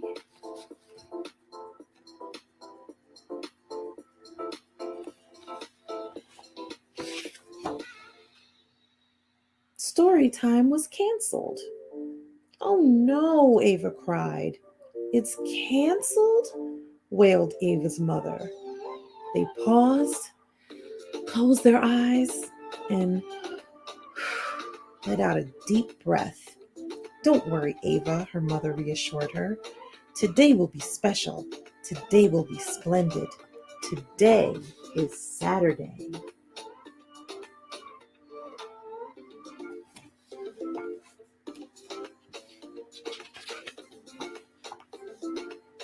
So zoom, off they went. But as they left the salon,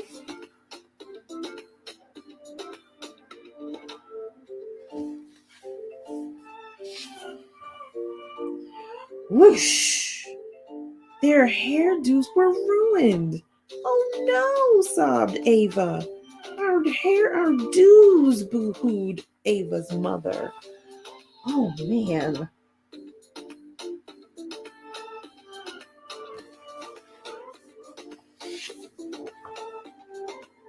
They paused, closed their eyes, and let out a deep breath. Don't worry, Ava, her mother reassured her. Today will be special. Today will be splendid. Today is Saturday, so zoom, off they went. But their peaceful afternoon at the park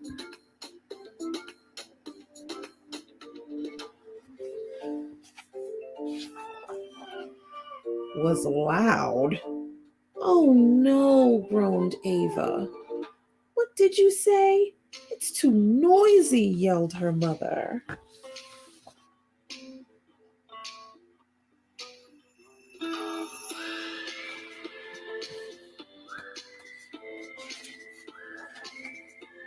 They paused, closed their eyes,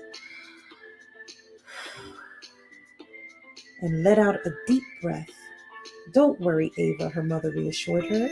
Today will be special. Today will be splendid. Today will be ruined if we miss that bus. So zoom to the extra special one night only puppet show they went.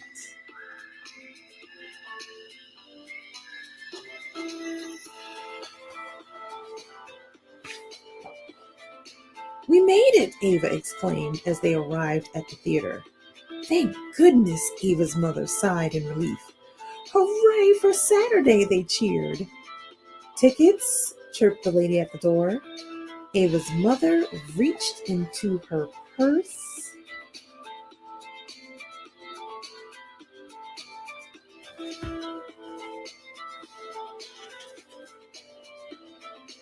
But the tickets weren't there. Oh no, Ava's mother gasped.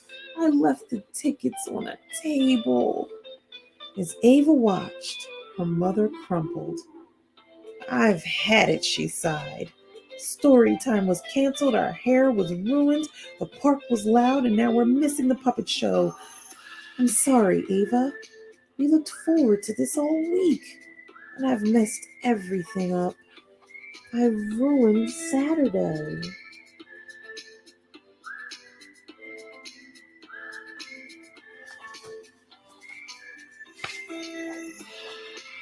Ava was quiet for a moment. Then she closed her eyes and let out a deep breath. Don't worry, Mommy, Ava reassured her. Today was special. Today was splendid. Saturdays are wonderful because I spend them with you.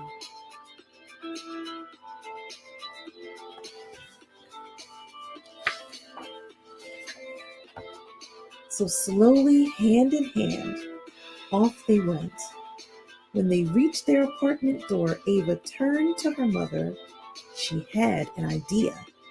What if we, Ava started. You know we could, her mother began.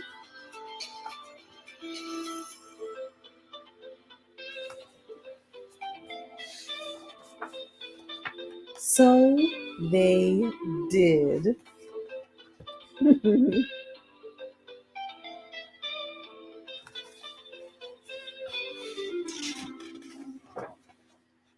What a beautiful day. The end. Well, my friends, that was the last book of the Miss Hope's Reading Hour 24-hour Read and Raise Read-A-Thon. And you know what made this Friday and Saturday so special? Being with all of you. Okay.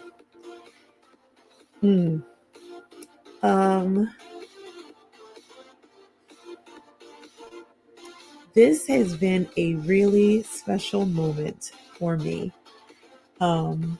Because starting Miss Hope's Reading Hour was something that really was heavy on my heart once school shut down.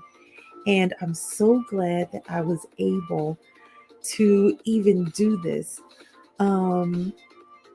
Doing Miss Hope's Reading Hour for the last year has been so rewarding.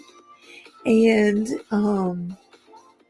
it has been an honor that many people have allowed me into their phones, into their homes, allowed their children to watch me read all of these wonderful books and to share my love of reading with all of you.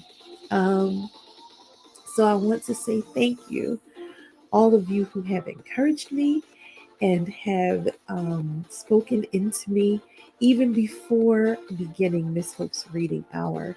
I want to say thank you so much.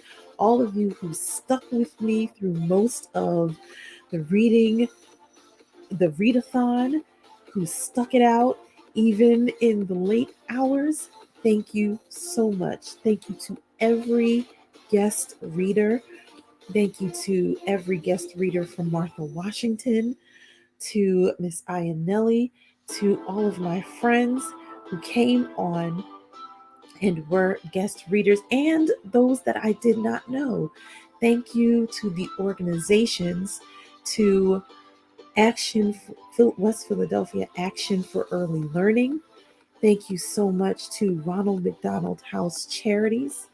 Thank you so much to Heifer International for reaching out to me when you saw what I was trying to do.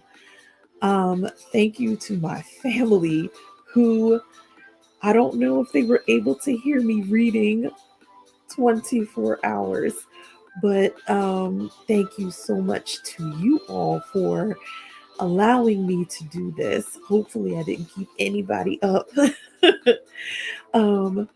But this has been a wonderful experience. And my heart is so full because the kind words that even the guest readers had for me, and the messages that I have gotten saying that people are proud of what I have done. And really, the whole point of it is to, as Tanya Amir said, is, I really didn't know if I would be able to do this. A few times I was going to back off of it and say, well, maybe I'll just do 12 hours, or maybe I'll push it back, or maybe I won't do it, because I wasn't sure. I was like, God, am I going to be able to do this? And with the reading hour and with this 24-hour readathon, I am so honored that God chose me to use me as a vessel to help other people. And I'm very thankful and grateful just to be able to do this. Trust me, it is an honor. It is an honor and a privilege to do this for children and to do this for families. And I felt this coming on in the last hour. And I was like, okay, just keep it together. But this is very, very special. And I'm really happy and glad. And, I feel a little bit like I don't exactly know how awesome this actually is going to be. It just feels like something that's much bigger than me. And that's what I try to do when I'm working with children, when I'm working in the community, to remember and understand that it's bigger. It's bigger than me. And I'm very grateful and very thankful for all of you who tuned in. Very thankful to God for giving me the strength and the stamina to be able to do this and to be able to share in this moment with all of you. Please do make sure that you donate to the GoFundMe for these awesome and wonderful organizations that are working to help people here in Philadelphia, in this country, and all over the world. It is good to know that even just as one person, as one ordinary person, you can be a superhero. So please do donate. Know that every dollar you donate will be going to these organizations, and you have the ability to be a superhero for someone else. And your dollars are bigger than you, okay? So, thank you all so much for being here. Gosh, I don't know what else to say except for thank you. That's the only thing I know to say. is thank you. And I really appreciate you all hanging in there with me and believing in me and supporting me in trying to support other people. Thank you so much. So appreciated, and my heart is so full. This was a wonderful experience. This was a really wonderful experience, and I thank you all very much. I'm such a crybaby, but this has been pretty awesome. And I want to thank you all who participated and everyone who will donate. Thank you so much. With that being said, we have about 10 more minutes. I don't know what I can read in 10 minutes. I don't know.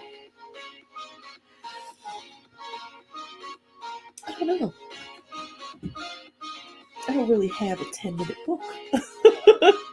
So, but I do want to go to 8 a.m. Oh, let me get myself together.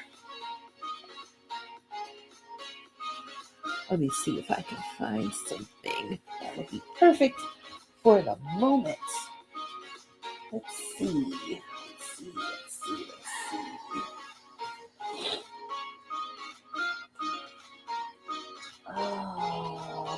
Oh no, I know what we can read. Oh goodness. Trying to find something that I can read in 10 minutes. Let's see. Oh, you know what? I know what I can read.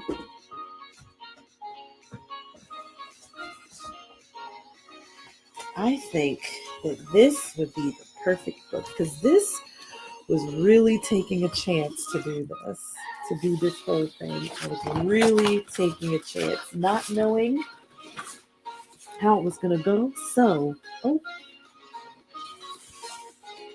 the book is What Do You Do with a Chance by Kobe Yamada. All right. Excuse me.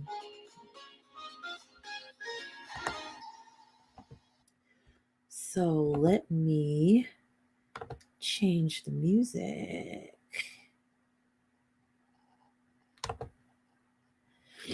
Jogging while black is not a Let's crime. see. Let's change. Oops. No, what did I just do? Come on. Jogging while black is not a Come crime. on. John?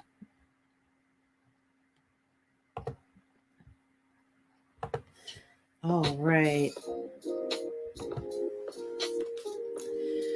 One day I got a chance. It just seemed to show up. It acted like it knew me, as if it wanted something. I didn't know why it was here.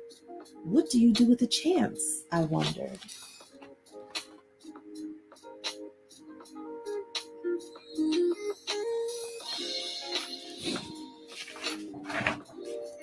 It fluttered around me. It brushed up against me. It circled me as if it wanted me to grab it. I started to reach for it, but I was unsure and pulled it back. And so it flew away.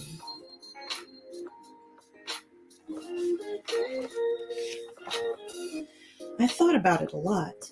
I wished I had taken my chance. I realized I had wanted it, but I still didn't know if I had the courage.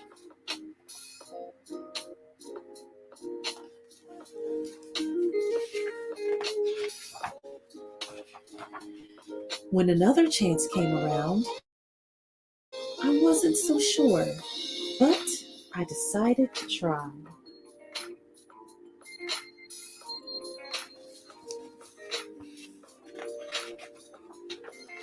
I went to reach for it, but I missed it and fell. I was embarrassed. I felt foolish. It seemed like everyone was looking at me. I decided I never wanted to feel this way again.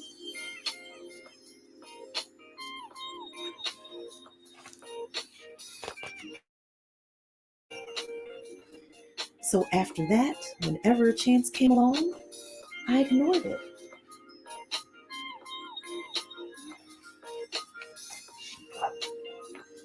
And the more I ignored them, the less they came around.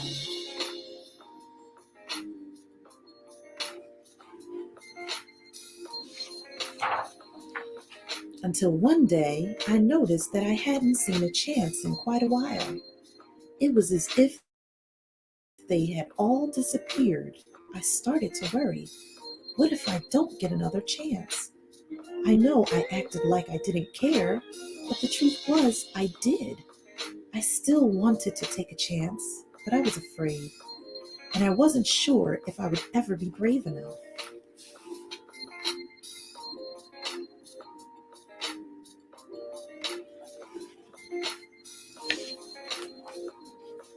Then I thought, maybe I don't have to be brave all the time.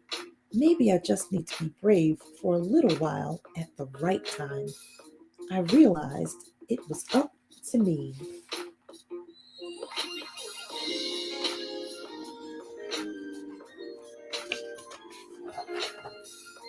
I promised myself that if I ever got another chance, I wasn't going to hold back. If I got another chance, I was going to be ready.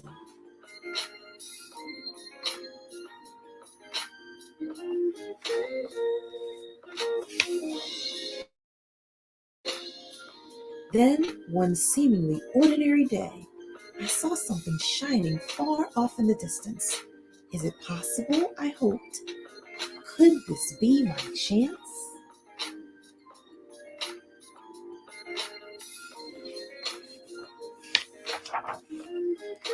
I had to find out. I ran as hard and as fast as I could toward it. I don't know how to explain it, but the second I let go of my fears, I was full of excitement.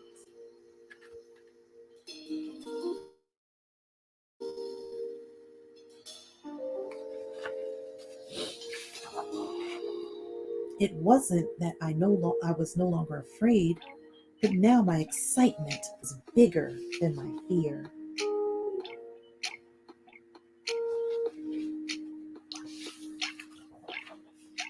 As I got closer, I could see that this was a really huge chance.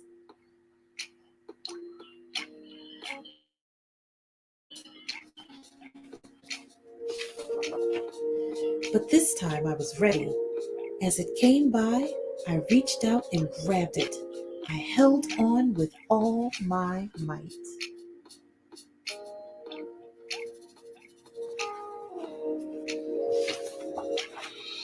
It felt so good to soar, to fly, to be free. I now see that when I hold back, I miss out, and I don't want to miss out. There's just so much I want to see and do and discover.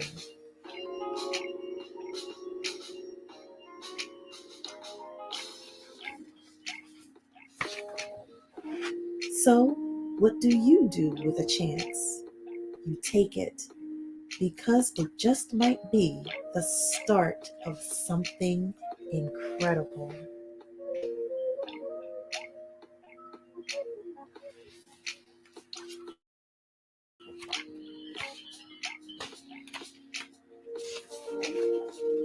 The end. So, let me encourage you all. For all of you who have an idea, how about you take a chance on it? Because it might turn out to be something pretty amazing that you never expected it to be. Thank you so much for being here with me throughout from 8 a.m. to 8 a.m. Thank you so much. Everyone who has supported me, everyone who has poured into me, everyone who came and joined in, and watched and read and recorded yourselves, thank you so much. And I guarantee you that even though the people who will receive the funds from West Philadelphia Action for Early Learning, the Ronald McDonald House Charities, and Heifer International, though they may never see my face or see your faces, they will be grateful for your gift that came from your heart. With that, my friends, I will say good morning and good night. Thank you so much. Now I am going to go and get some rest, and I look forward to the next big thing. With that being said, I will see you not this, but next week on Miss Hope's Reading Hour. I got a lot of homework to do, okay? So I will see you next week on Miss Hope's Reading Hour. As I always say, until then, my friends, I will see you next time. Bye for now.